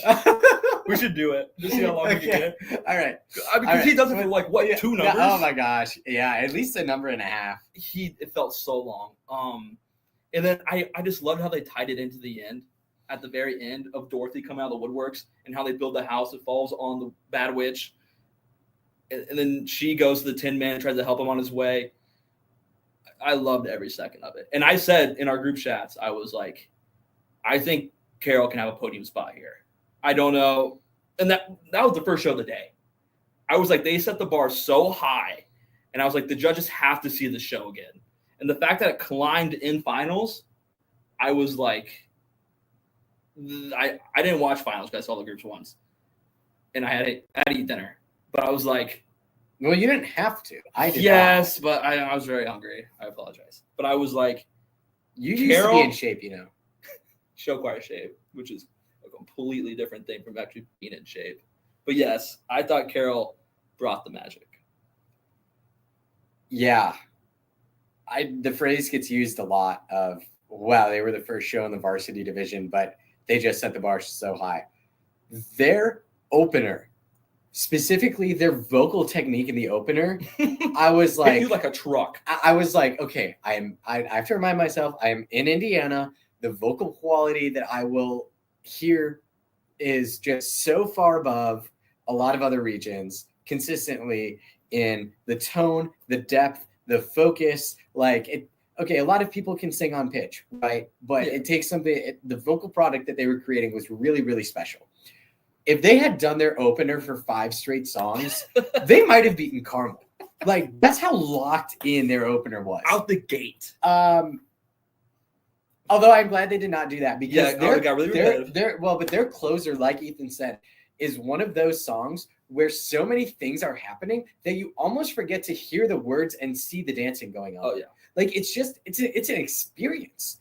And it continues even until the very last measures of the bows. Things are going on. Like the way they leave stage means something in the whole brand of the show. It isn't just we're going to put on a great show and then click, just walk off. No, we are going to make a great show that will be until the second everybody walks off stage. It was character. It was actually insane. Oh my gosh. And especially it coming off the whole Wizard of Oz that just dropped.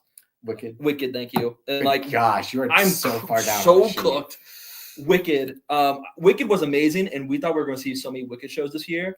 We did not. Let you know. Yeah, we actually haven't, which is kind of a surprise. I think people learned their lesson from doing all the Barbie shows last year. There were way too many Barbie shows. Or You Will Be Found, or I was thinking about that the other day. Greatest Showman. Oh my god. Oh, we don't talk about that either. Oh, what an era. I was regrettably a part of that era. I was not a part of the You Will Be Found era, but I was a part of the Greatest Showman era, and that was not, at least for my particular choir, not a good era to be a part of. It was just and of course, on your social media feeds, once you watch something, it's all you see on your feeds. And one of the things I saw on TikTok or on Instagram or Twitter was what is this Tin Man story and what it is? I actually read it, and so the fact that this show comes up months later, I was it's like my phone is trying to just feed me more stuff. I was like, how do these people know what I'm into right now? The way they finished their show was just incredible. Them and Lynn Marr, if you put it on Broadway, I'm paying full. Yeah. If their show, if they add maybe, I don't know, 15 more minutes to it, make it 2 shows on top of each other, make it 30 minutes, I'm probably paying money to go see those shows. Yeah. And on Broadway. Yeah. I'll travel. I'll pay fares. I think, and people, if they look at Carol's results this year before coming in and they're like, well, there's not too much there. And then they go look at last year's Carol results, they got quite the tilted picture, because if you look at 2023 Carmel and 2022 Carmel, 2023 Carol and 2022 Carol, totally different story. Carol Select Sound beat Los Alamitos soundtracks. Carol Magic was right up there with the rest of those big groups. I think this is the Carol that shows up most years, and if they caught people by surprise because last year was a down year, so be it. But I think they absolutely earned themselves another probably year of big and true respect from a lot of people. One more thing is, I'm just geeking out over Carol. One more thing is how they use the song from Frozen. They use the whole I don't know what the song's called, but when they're picking the ice and they get it out. Oh, yeah. How they translated that into a Tin Man show from The Wizard of Oz, incredible. Special creative mind. It really does. Like how they chop trees instead of the wood, and how they change words. The Frozen Heart, man, you gotta watch out for it. Insane show. I don't show design wise. There's not a lot that top it. Caramel Ambassadors. Caramel. I left. So I saw Caramel both times. I left the preview performance, and I was like, this choir might be the best all-around choir singing and dancing. Like, just going out there and grinding the stage. Like, absolutely footwork, everything, bent knees. They are sweating. You're just saying that because they're a duet group. I'm so biased. But their vocals on top of their hard dancing, like, is just so hard to do, man. It is so hard. And, I mean, at this competition, you're getting so many different styles, especially choreo-wise. But, like, a lot of groups, you know, they stand still and they sing a few measures. Carol doesn't do a lot of standing around. Caramel. Oh, my gosh. I'm so cooked. Caramel. Oh, my gosh. we gotta wrap this up soon. Yeah, so we're 35 minutes over. Way too over. Okay, Mount Zion's gonna be a show. I might be like muttering words at the end. Like, yeah, Mount Zion preview gonna go an hour and a half. Mount Zion recap gonna go like 3. Anyways, yes. However, finals performance for Caramel, they left it on the floor, literally on the floor. Like there was in the final in their closer. Chesterton might have the slipperiest stage I've ever seen. Maybe it was a rough day out there. But when Caramel started hitting that final dance break at midnight, and they're just cranking as hard as they can to try to get that last oomph in, vocally and dancing, bodies were hitting the floor. Like I saw maybe 3 girls just absolutely just fall. However, they get right back up and they start hitting that next move, which was so impressive. That final dance break was, oh man. So still trying to get over it. I really can't. I kind of like how they find El Dorado. I really do. I don't know. The way that he just leans on the X and then they're like, dude, that's the X right there. He's like, oh crap. Opens up El Dorado right behind it. I thought that was super, super cute and super fun. I feel like a lot of them put on a good show with their faces. I truly believe they're looking for El Dorado. Yeah, I mean, I think if Caramel almost goes anywhere else, I mean, Urbandale's a tough battle. But, however, I think if Caramel almost goes anywhere else this weekend, I think they get a win. Almost. Yeah, I mean, Los Al not competing, Center Grove not competing, West Jones maybe, Caramel versus Clinton. They have numbers. Yeah. No, it was very clear that they did what they do best. And what they do best is incredibly precise vocals, incredible choreography that is both computed to the best of its ability. This is their first competition, and I'm like, no tongue cleaning, just no. And when you talk about like Lynn Marr, incredible show design, very intentional with we're gonna have our kids stand and have our kids do light choreography that perhaps doesn't compromise their posture and sing, and then really have them do a bunch of the complex stuff when they're not singing. Caramel, it doesn't matter. They're going to sing no matter, and they're going to sound incredible doing it. Special. It was just such, it was not even like an apples to oranges comparison. It was like an apples to papayas comparison to try and put Caramel against Lynn Marr. I thought it was clear that Lynn Marr had an edge. I'm not surprised that Lynn Marr swept. Yeah. But like if you're literally anywhere else, that's a win. But I think that's what's so special about events like this. And Urbandale, same weekend, like in any other weekend, like we both go out to Urbandale. And I was talking about Urbandale. Yeah. It's a walkie pull off what many people would never see. That is thought they would see. But that is what is so special about these events is that you gather these groups together and you walk out of there knowing that literally like the show that did not make finals here wins a lot of places this week. Oh yeah. And by the time you get to third, like the third place show here wins by a wide margin most places this week. No doubt. And by the time you get to first, you're like, it's just it. Yeah. I guess we just need Johnson versus Linmar now. Is that what we need? Or they already... that happened last year. Linmar swept. Yeah, you're right. Yeah. I was going to say they went up against each other, I thought. Yeah. So I think what we need now is anybody versus Clinton. That's not a conversation that we're going to have on this stream. Also, Carmel versus Johnston would be fun, I think. Like the two closest groups to Linmar in these past 2 years. Oh, yeah. So I think that would be fun. Yeah. But again, like it feels like we're not doing it justice because we're not talking about it. I feel really bad. Their show, like, absolutely worth a watch. I feel like Accents took a much bigger step in terms of show design and stuff, which I certainly don't want ambassadors to feel like they're getting swept under the rug or anything. Yeah. But it just I remember something from their show I should mention that I really liked. They have to be twins, right? Well, they have to be twins. I mean, they don't have to be, but I mean, if they're even young brothers, if they're just brothers, I think we could go with brothers. So they have brothers who sing dual, or they do a duet together, and I'm like, that is just so fun. Like, because they start on one stage, he does a heel click, and then then you look at the other stage because you hear another voice. It's like the same person doing a heel click. You're like, what did I just see? And then they meet up in the middle, to finish it out. I was like, that is just so fun and just something a lot of groups just can't do. They just can't do. Also, the way they hold their soloist mics in their satchels.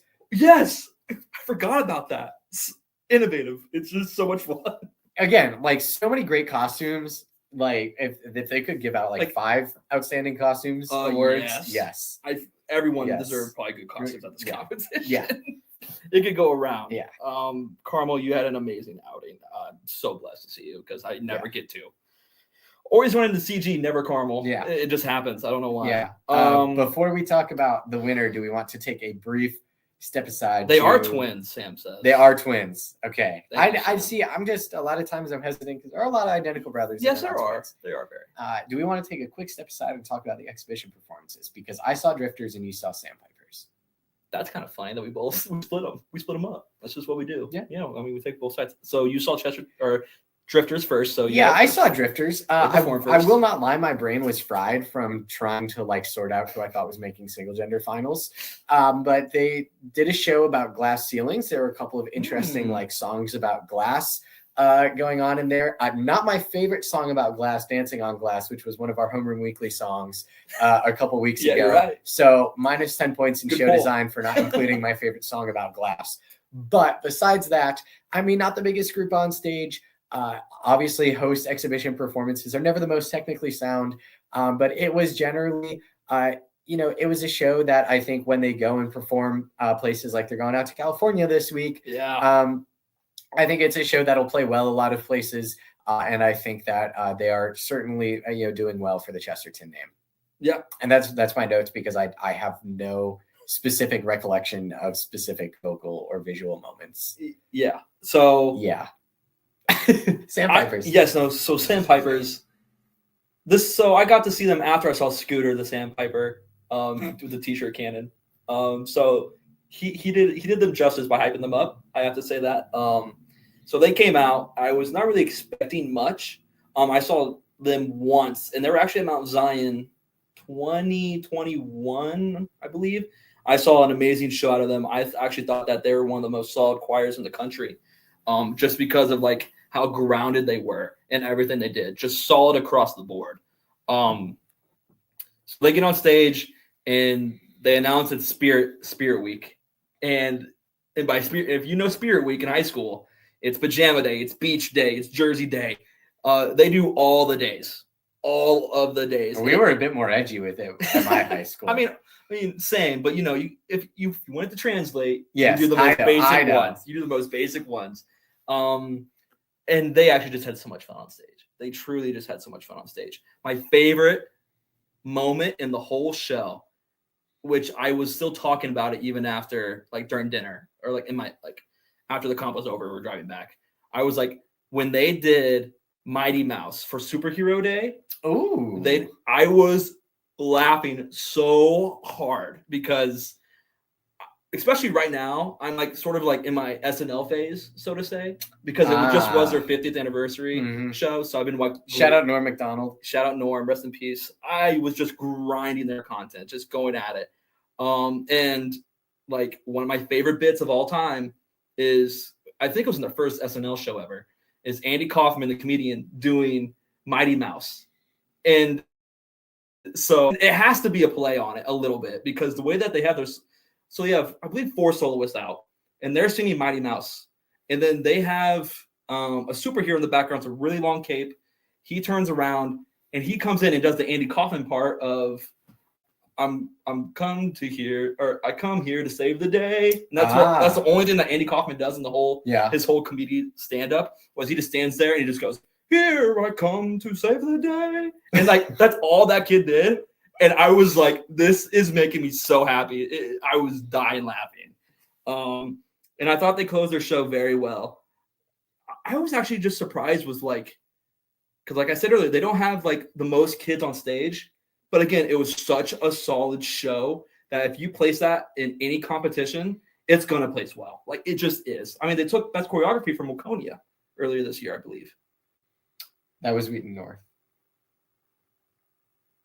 Yes, they did. At South Prairie. I think Sam feeded me that information at the comp, and that's why I remembered it right now. Yes. I remembered it in the moment. I believe it was at Sauk Prairie. The reason they did take. Oh my gosh, Sam. Shout out you, Sam. The reason I didn't remember this is because it happened 3 weeks ago. True. Do you know how long that is? Good gosh, man. I can't remember what happened 12 hours ago. What was it? That was Eisenhower, that was Wabanzi, and that was Waconia. And those are 3 solid groups this year. Yes. As we know. Yes. So for choreography. And it showed. I mean, they can move on stage and they match. Yeah.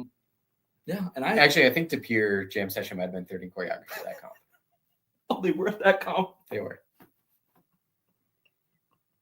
Nothing of importance. I just forgot. I just named the top placements. That's all I tried to do. At least off the prelim score. Yes. I think Steve might have been 30. And like I said in the blog, that's a competition that these kids will never forget hosting.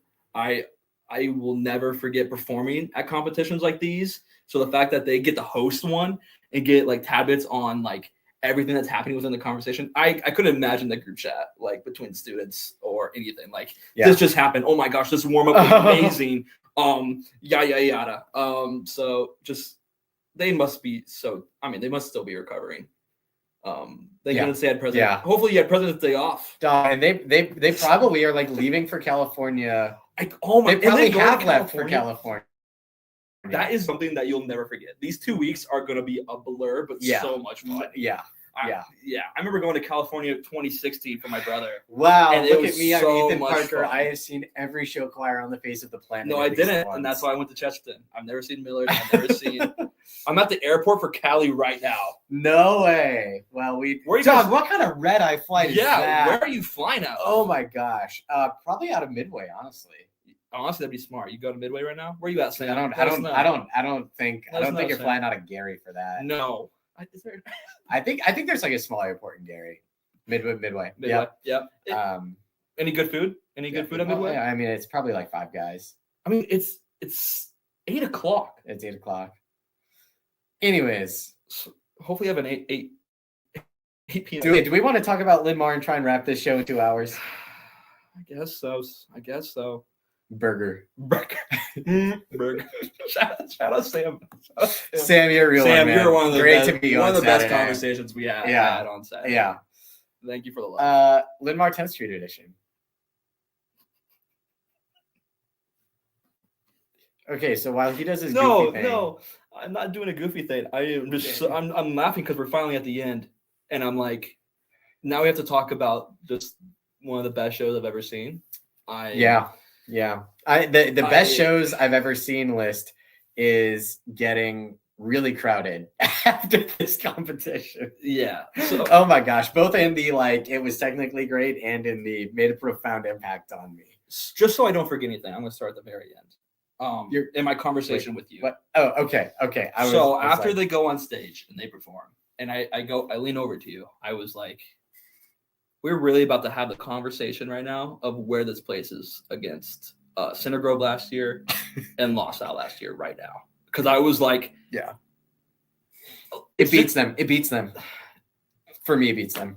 And this is my reason, is I think it is just so simple. It's not like the stuff they're doing choreography wise and visual wise is not simple. But when I look at their show and take it in as a whole, because your first time I'm watching a show, I'm not looking at your choreography, like what are they doing wrong or what are they really doing or vocals. I am just sitting back, like almost legs up, like popcorn ready. I'm sitting there and I'm like, are they going to bring to the table? And it just seemed so simple. It just seemed so simple. When they finished their show, how? But I understood everything that happened on that stage. It translated so well. And I just can't say the same when I watched a group like La Salle. I watched La Salle last year, and I'm like, when you watch a group from Cali and you're not from Cali, I watch their shows, and I always say, what did I just watch? What did I just watch? Like, it is amazing in every factor, especially in WoW. I mean, they bring the WoW. But majority of the time, I'm sitting there like, what did I just watch? After Linmar, I was like, that was amazing. That was amazing. I love the theme. It was fantastic. Birdman, fantastic. I'm going to call you Birdman. Chris Anderson, Birdman. You're Birdman without the tattoos. You want to go? I'll let you say a little blurb, and then we'll go into opener. Boy, it's just one of those shows again where you sit there and you don't clap at the end of it. At least I don't, because I am like, wow, that just happened. And I think, okay, we're not going to talk about the opener until I'm done with this blurb. But yes, finish the literally opening statement. I think like that show landed for me on a very short list of shows that eventually changed the way I view the art form of show choir. And that list of shows, probably like the first one that did that for me was probably Sauk Prairie, my freshman year of high school. The next one that did that for me was probably Omaha West Side, my junior year of high school. The next one after that was probably Johnston in 2023. The one after that was Gretna in 2024. The one after that was Los Al in 2024. Yeah. Because that was back-to-back weekends for me. Yeah. Just absolute fever dream.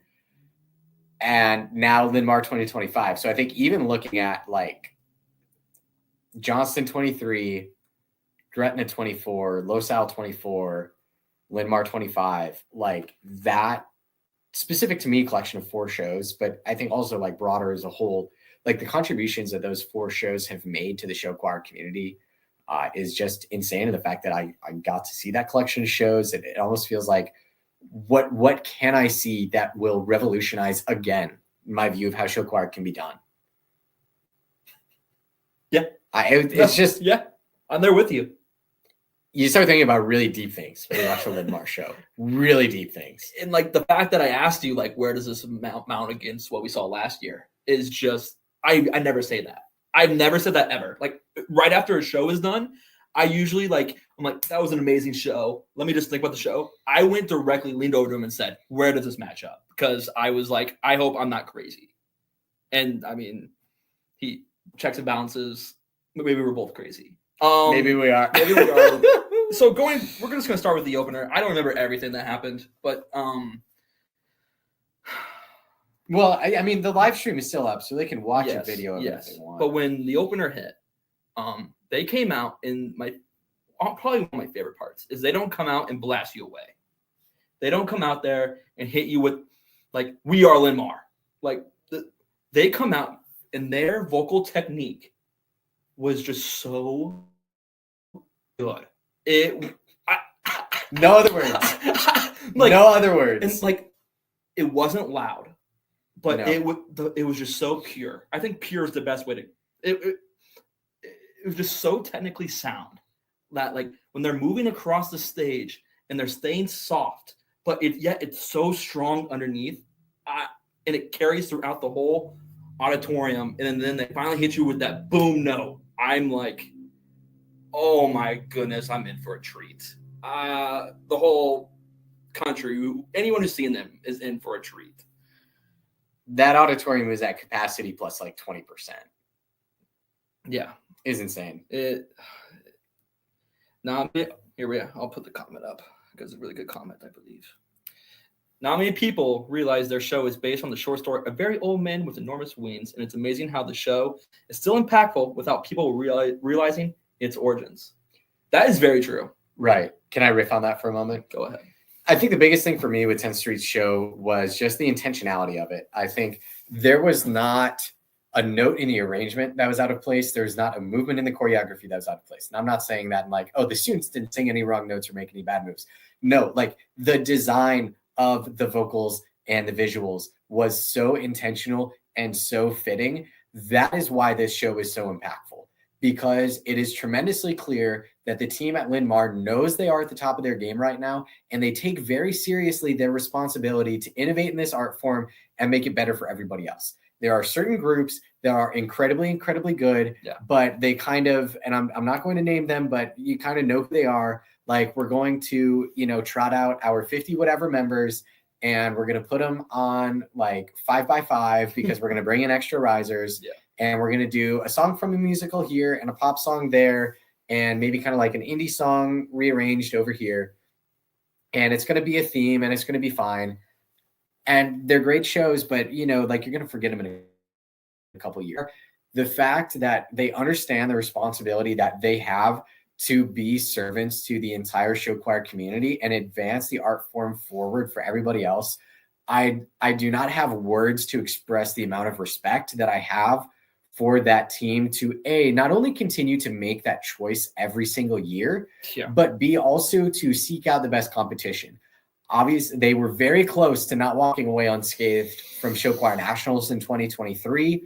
I don't know if they were as close here. I think the gap might have been wider than their Show Choir Nationals gap in 23. Johnston in 24 certainly gave them a run at Urbandale.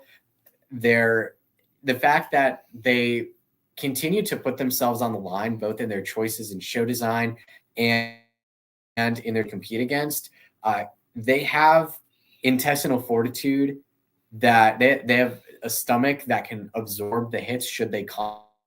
Oh, yeah. They haven't come because the group has been so good, but that is why that show is so impactful without people knowing the backstory. Yeah, when we were talking to the Lynn Mar kids, one of the first things I asked them was, why are you guys here?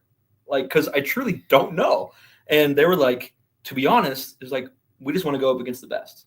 We want to go up against the best. And I mean, they went up against some of the best choirs I've seen in a long, long time. The fact that they are not shying away from anything, and yet they're in a region like Iowa with so many amazing choirs who at any moment is just shows so much to their leadership, their students. All of them need to be proud. Going on to the second number, You Guys Own Me. I am a slave to the second number. I can't tell you how many times I played the Fisherman's Song or Sun Song during class the other day. Not like during, like in between classes. Like in my not listen to music during class. Like, okay. Like, those weird or not weird videos, but those weird videos like on TikTok, and they're like, man, I'm acting so mysterious and edgy right now, but yet I'm listening to la la la la la la. I'm listening to it, and I'm picturing the show or them doing the number the whole time I'm walking to class in between. Incredible number, and just incredible. It's so good, so good. I mean, I don't even know what else to say, and the choreography fits it so well. Yeah, anything on the second number? Oh, it's just like one of the best times I've ever had watching a show show in my life. Like, just okay, yeah. Right. Then the bird shows up. Birdman. Yeah, Birdman.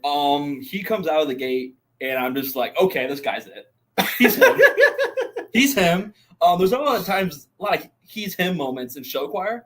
One that comes out to me on the top of my head, just because it happened last year, was, Balloon, or the clown from La Salle, who was also the robot from La Salle. Yep. He's him. Yeah. I knew that was going to be the first one that you were going to say. He's one of the hymns. Yep. He is him. I mean, and then you go back to some of the most legendary shows of all time, and like Burbank. I mean, Prodigal Son is him. Yes, he is him.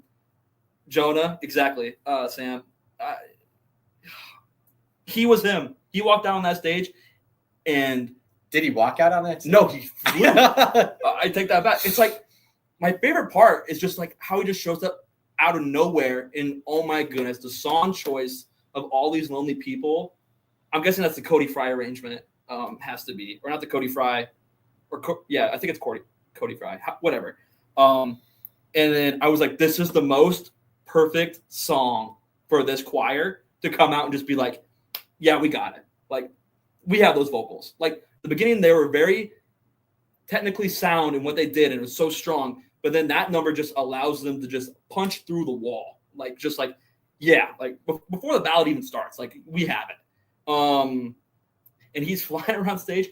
The people who have to pick this guy up and make it like he's actually flying across the stage, the whole stage, insane. Like, my brain in stunts and stuff, like Dwight teaching us stunts and all that stuff. I'm like, I couldn't imagine like what even went into that. Like, all right, Gates, now we hold up our Gates to make it look like he's flying even higher up the stage.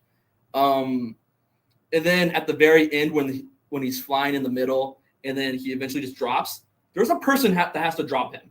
Yep. Somewhat, like, graceful drop. Like, somebody's under him and like has to like brace him in that fall and then run to the side. It's special, man. Can we talk about the fences for a hot second? The use of the fences are insane. Insane. Like, the fact that they use them for so many different things within the show and they symbolize so much. You see groups and they bring out a prop for every little thing that they do, like something that's different. And the fences were everything, literally everything. I'll let you cook on the fences.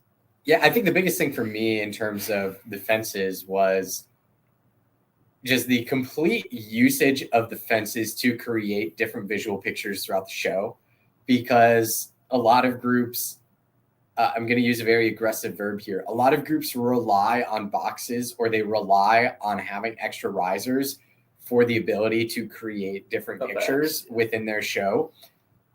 Linmar, no boxes, no extra risers, fences. And the fences were scattered at different points on the stage throughout different points of the show. The fences were moved. The fences were also served as props, like you said. But and the prop stuff was fine for me. But I think for me, the bigger thing was we have gotten past the point of just using static things like risers that don't move or boxes that don't move to we are going to have dynamic staging throughout our show. Yes. I was really impressed by their vocals in prelims. Their vocals were life-changing in prelims. Their visuals in finals were absolutely life-changing. A side tangent, I got so much more watching that show in finals than I did in prelims. Like Ethan said, like, it's one of those shows where you watch it the first time and then you watch it the second time. And you see what they're actually doing. And I want to go to North Liberty, Iowa on March 1st to watch it a third and fourth time. I'm sure if anyone is in the Cedar Rapids area and knows of cheap hotels, let me know. Yeah. Just adding on to the fences. So they start off, the fences are his home. He makes the fences as his home. 2, the fences help the bird fly. It looks like it's flying. 3, they cage the Birdman into the fences, and the whole town gets to see them just looking over the fences. 4, they're downtown, but the fences are used as a walkway for them talking about what they think is an angel. It just goes on and on and on and on and on. The fences might be the MVP of. They could be the MVP of the whole comp. They could be, honestly. I think we got some soloists that I'm going to give it to. Well, yeah, of course. In the inanimate objects category, yes, I think they win. MVP, fences. I think they win. We don't do Hall of Fame on this podcast like other show choir podcasts, but my Hall of Fame vote this week is Linmar's fences. Yes. Okay, so going on downtown. I know that you feel very strongly about this number a little bit. Downtown is one of my favorite show choir numbers of all time, done by Glenwood. They do like the whole song, and what was that, 2015, 16? One of the greatest numbers of all time. I knew nothing about Linmar going to the show. I do it on purpose. I try not to know anything. I mute the group chats. I don't watch any videos. The only thing I know is of course, it will be dancing with no shoes. I just know. Okay, can we talk about how the announcer made way too many shoe jokes? Yeah, come on, man. He was a great MC. He was. But he clearly did not understand that the no shoe thing was controversial, and it's what they do because he's announcing that for prelims, and he's like, show choir first. Someone has stolen an entire group's shoes. And I was like, all right, but then he made that same joke again at the end. He's like, we still haven't found their shoes if anyone's looking for them at the end of the show. And I'm like, okay, please watch the show and understand the artistry of not having shoes. Yes. Because it's a very intentional choice. Oh, okay, yes. Can we dive into that and there are people who are now talking maybe my group should do no shoes next year. No. And yes, in the circumstance, very intentional choice. No, in the circumstance of a successful choir is doing it, so we're going to imitate them and try and be cool. Yeah. Not going to work. Exactly. I think. Oh my goodness, I'm almost breathless thinking about it or speechless, not breathless. However, the amount of noise they do not make is insane. They don't make any noise when they're on. Floor mics were so hot. So hot. And so the only thing that I heard that was maybe unintentional, was I think in prelims they had something that fall in the background or something, or in finals. Oh, maybe. I watched their performance. I think they had something in the background fall or something, whatever. The only sound that they make is when the bird is crawling on the ground and you can hear his skin scrape against, because he's actually crawling besides that, there's no foot noise really. The fact that it gets so quiet changes everything. So when they hit those high moments, it's oh my goodness, it feels even larger than it is. So yeah, going back to downtown, one of my favorite show choir numbers ever. That was the only thing I knew that coming into this competition of Lynn Mar was that, or two, no shoes, and they were going to be doing my favorite show choir number I've seen, which was a closer. And it came in the middle of the show, and I was like, whoa. It's I was not expecting the middle of the show. And the way that they changed the lyrics. Genius. In the beginning, I was like, I don't know if this really fits. I don't really know. And then I got to the end of it, and I was like, I love it. It's perfect. The fact that they were able to change styles this way. Great song, great show. Because you have to love Lynn Mar. You have to switch styles somehow. And the fact that they were able to do it that way, I was like, that's insane. But and the mood changes from song to song felt effortless. A lesser choir would have done those mood changes, and judges would have commented that it felt like whiplash. Not at all with 10th Street. No. Not at all. And then so he's downtown, and they're arguing if it's an angel or not. Oh, people are gawking at him at the Birdman. Oh, yeah. And then Birdman. Oh, one of my favorite parts is the beginning of downtown. Is when he is doing because he acts so innocent, he doesn't know anything in the beginning. And then when he starts doing the arm movements of the villagers at the beginning, I was like, this is so cool. This cooks. The way he just started mimicking them. And then he goes downtown and he thinks they're all his friends and they rise him up and then they start plucking him. And I was like, oh my goodness, this is gonna be Well, going back to him mimicking the arm movements of the townspeople, any lesser choir would have simply said, okay, the choir's going to do something during these 8 measures, just do something. But no, rock to the middle or something, just make it your own. But the fact that he it looks like he locks eyes with the people in the front row, and he just is actually mimicking them. It looks so genuine. Is truly special. And then they start plucking him. It gets really sad. Birdie, no birdie. And I like the way that they do it, where they have the extra fluff or whatever it is, and they just throw it in the air. And the way that, I hate to say it, the way he struggles looks cool. It just feels so real. It feels real. You're watching something I've never seen before in my entire life. Then the ballad. Which I was surprised they even had a ballad. Oh my gosh, we're not gonna. I can't believe they had it. I was told by a source that said, "Oh my goodness, I had a friend at their preview show. They do not have a ballad. Carmel's gonna cook them because they don't have a They had a ballad. Karma will get destroyed, or Linmar will get destroyed. Destroyed. They had a ballad. They did have a ballad. I don't even know where to dive into on the ballad. They had a ballad. By golly, the staging during their ballad. Oh. One more shout out because we're going a little far into it. Father McKenzie. I just have to give you a quick shout out because for some reason, right after you say he is not an angel, whatever, in the second number or third number, whatever it is, you do your solo, you do your talking part, whatever it is, and then you have to fall directly back in line into like a ripple.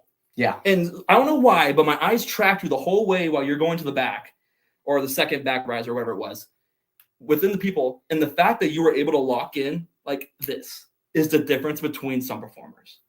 He says his speaking part, and no lie, it looked like he was like in a trance of how fast he was able to just hit that ripple or whatever it was. So I don't know.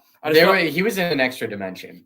He really was. It's almost like that Clinton feeling where they're floating the whole time. Yeah. Like he's going up the stage and he just gets right into it. And I was like, I would still be like, yeah, I just killed that part. I just killed my speaking part. Walk back up there. Maybe I'm like a second behind on the move. No, he's on top of it. And I think that's with every character, every single one, especially the fisherman, or fisherman. Yes. Fisherman. It was just a fantastic show. I don't even know where we're at. Closer? Are we there yet? What was even? The ballad was the closer. Oh my gosh, you're right. But they did movements afterwards. They did a little bit. Oh yeah. Okay, so the bird. Okay, yes, I know where we are now. I lost track. When the bird comes out of the fences are used as a house, a coop. I was like, dude. Again, the fences. These fences are insane, incredible.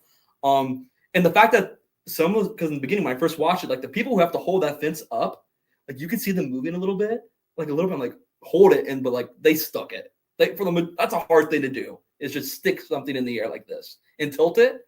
I thought those people were fantastic. And then Birdie gets new wings, and shout out to the people who help him get those wings on, or if he just does it by himself, because I mean that's gotta not be easy. That's not gotta be, especially hide it behind the fences. Yeah. That's something so hard to do.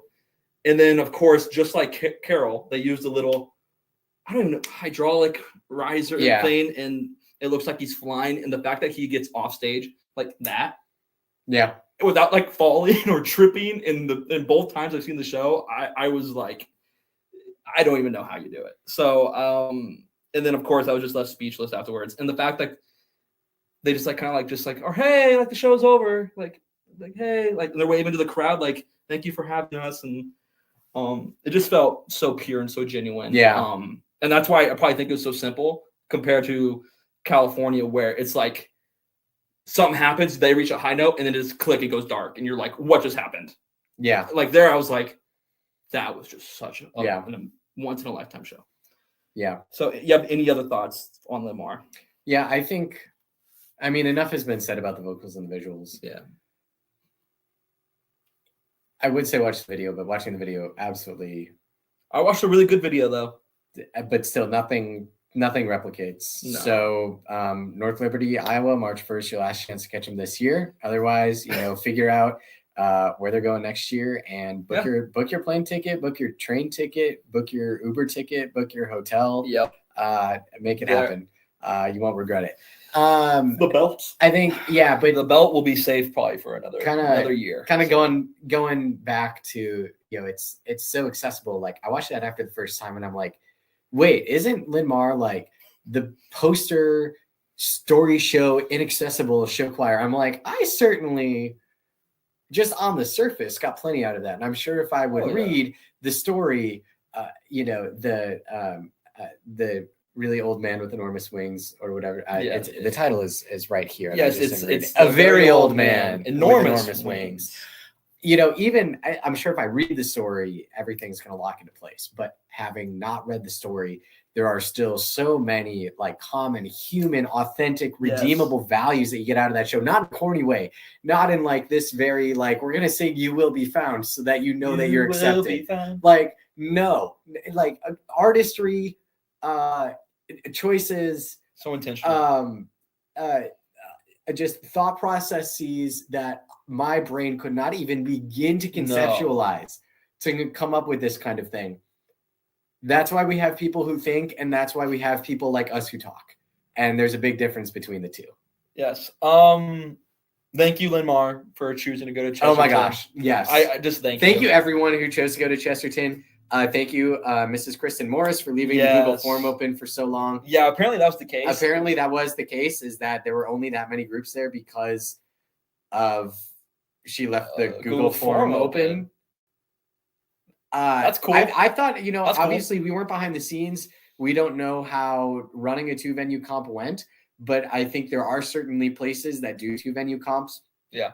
I think if it worked well, I think honestly, February 3rd weekend loaded, like one of the most loaded weekends of the year, because obviously Urbandale, phenomenal, Davenport Central, phenomenal event every year, Tupelo, very much getting to phenomenal event every year status, Homewood, phenomenal event every year. Yep. What is in Nebraska? Elkhorn South is usually a phenomenal event in Nebraska. In Ohio, like Olentangy is always a great event as well. Center Grove in Indiana, it's going to take a ton to continue being a national power competition on this weekend. But if there is a weekend to do it, it is this weekend. Just my one thing, Lamar, just do it again. Just do it again next year. Yeah, go somewhere. I don't even care where. Yeah, I mean, I would like to see you. However, hey, I mean, you guys. I know you guys have vacation time. Will travel. I know you guys don't perform late, but Mount Zion. I mean, they'll take a Lamar. I will see you at the Oceanside Sound Off next year, Linmar. I look forward to seeing you go against Burroughs, Losal, Burbank, John F. Kennedy, Diamond Bar, Glendora. Yeah, man. See you at Pedal, where you take on Clinton Attach. Yes. I also, just because we haven't talked about it, their band won Best Band, and that says so much at this competition. When I saw a million different bands, and they were all of them were fantastic. Yep. Especially in finals. Yep. So the fact they won Best Band, even ran into Linmar's drummer's dad at the competition and had an award with him. So nice. Yeah, it was something different. I mean, learning that they were driving back that night. Oh. However, that bus ride must have been electric. Yeah. But you're probably all tired. Well, because Brandon drove back right after as well. Oh man.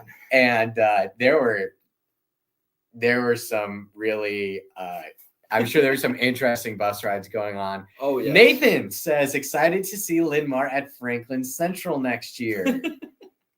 Boy, howdy. I mean, very possible. Very, very possible. So we could honestly just see him stay in state.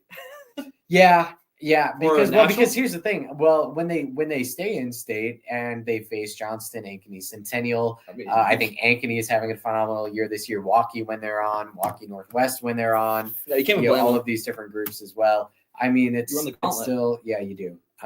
You run a gauntlet in your region, and they could just come back, please. Sam says. I mean, yeah, they could, Sam. Yeah. I don't know, but I mean, I want them to experience other things. So I'm selfish. I will say there was no KFC in the Chesterton area. I did look for one. I feel like no. I saw one. It was closed. Yeah. I was gonna say you might have seen a building that used to be a KFC. Yes, but you did not see a KFC. So Chesterton was an amazing town, an amazing school. Also, it says a lot about me that I was looking for a KFC. Begging to see a Cali trip. Oh my gosh! We'll only wait. We can only wait and see. Yeah. But again, thank you, Chesterton, for just an absolutely one-of-one competition. I put that in the blog, but I truly mean that, so I had to say it. Chesterton's Culver's. I actually did not make it there, sadly. Ooh. So since I couldn't find a KFC, I went to White Castle. And if you know what a White Castle is, the White Castle is right next to the famous Vows I went to. Yes, I think, right? Yes. Yeah. But just if you know what White Castle is, your opinion of me should have immediately gone down. If you're asking yourself why I got White. Well, you like to try new stuff. So I had White Castle before. Oh, okay. Never mind. I take that back. I did. I went to a good restaurant in Michigan City called Shoreline. They had a lamb burger on the menu that I did not get. No free ads. No free ads. Like you were how many free famous Val's ads if we had this stream? All right, we're gonna close it. We're gonna close it with Columbus, Ohio. We're gonna close it with an ad for Shoreline Restaurant in Michigan City, Indiana. Again, just to finish up my thank yous. Thank you all the groups of cares at Chesterton. Yeah. Students at Chesterton. Yeah. Truly one-on-one competition experience. I never had a dull moment where I was like, oh, I wish I was somewhere else right now. I truly wanted to be at that comp the whole day. And thankfully I woke up at 4 and I left at 1:30. So I was close to an almost 24-hour day of Chesterton show choir experience. I'm gonna go to bed right after this. I'm gassed. I had today to recover. I still will be singing the Fisherman's Son song in my head. So Linmar, you own me in that regard. Carmel, you were fantastic. I've never got to see you. You're one of my favorite Dwight groups. Ever. I think you're one of the best, for sure. And then to see Carol for the first time forever, their show design, amazing. Brandon, I never get to see you. So seeing you guys out was from the South. We'll see you again in 3 weeks. See you again in 3 weeks. And then, of course, wrapping up Miller North. Yeah. So I just from top to bottom, just an absolute competition. From B Amplitude to Linmar, thank you. I had a great time. So any closing thoughts, Will? We will see you all next week, Monday, for Show Choir Nation. Have a great Show Choir Saturday, everyone. Good night, everybody. Show Choir Saturday. Oh.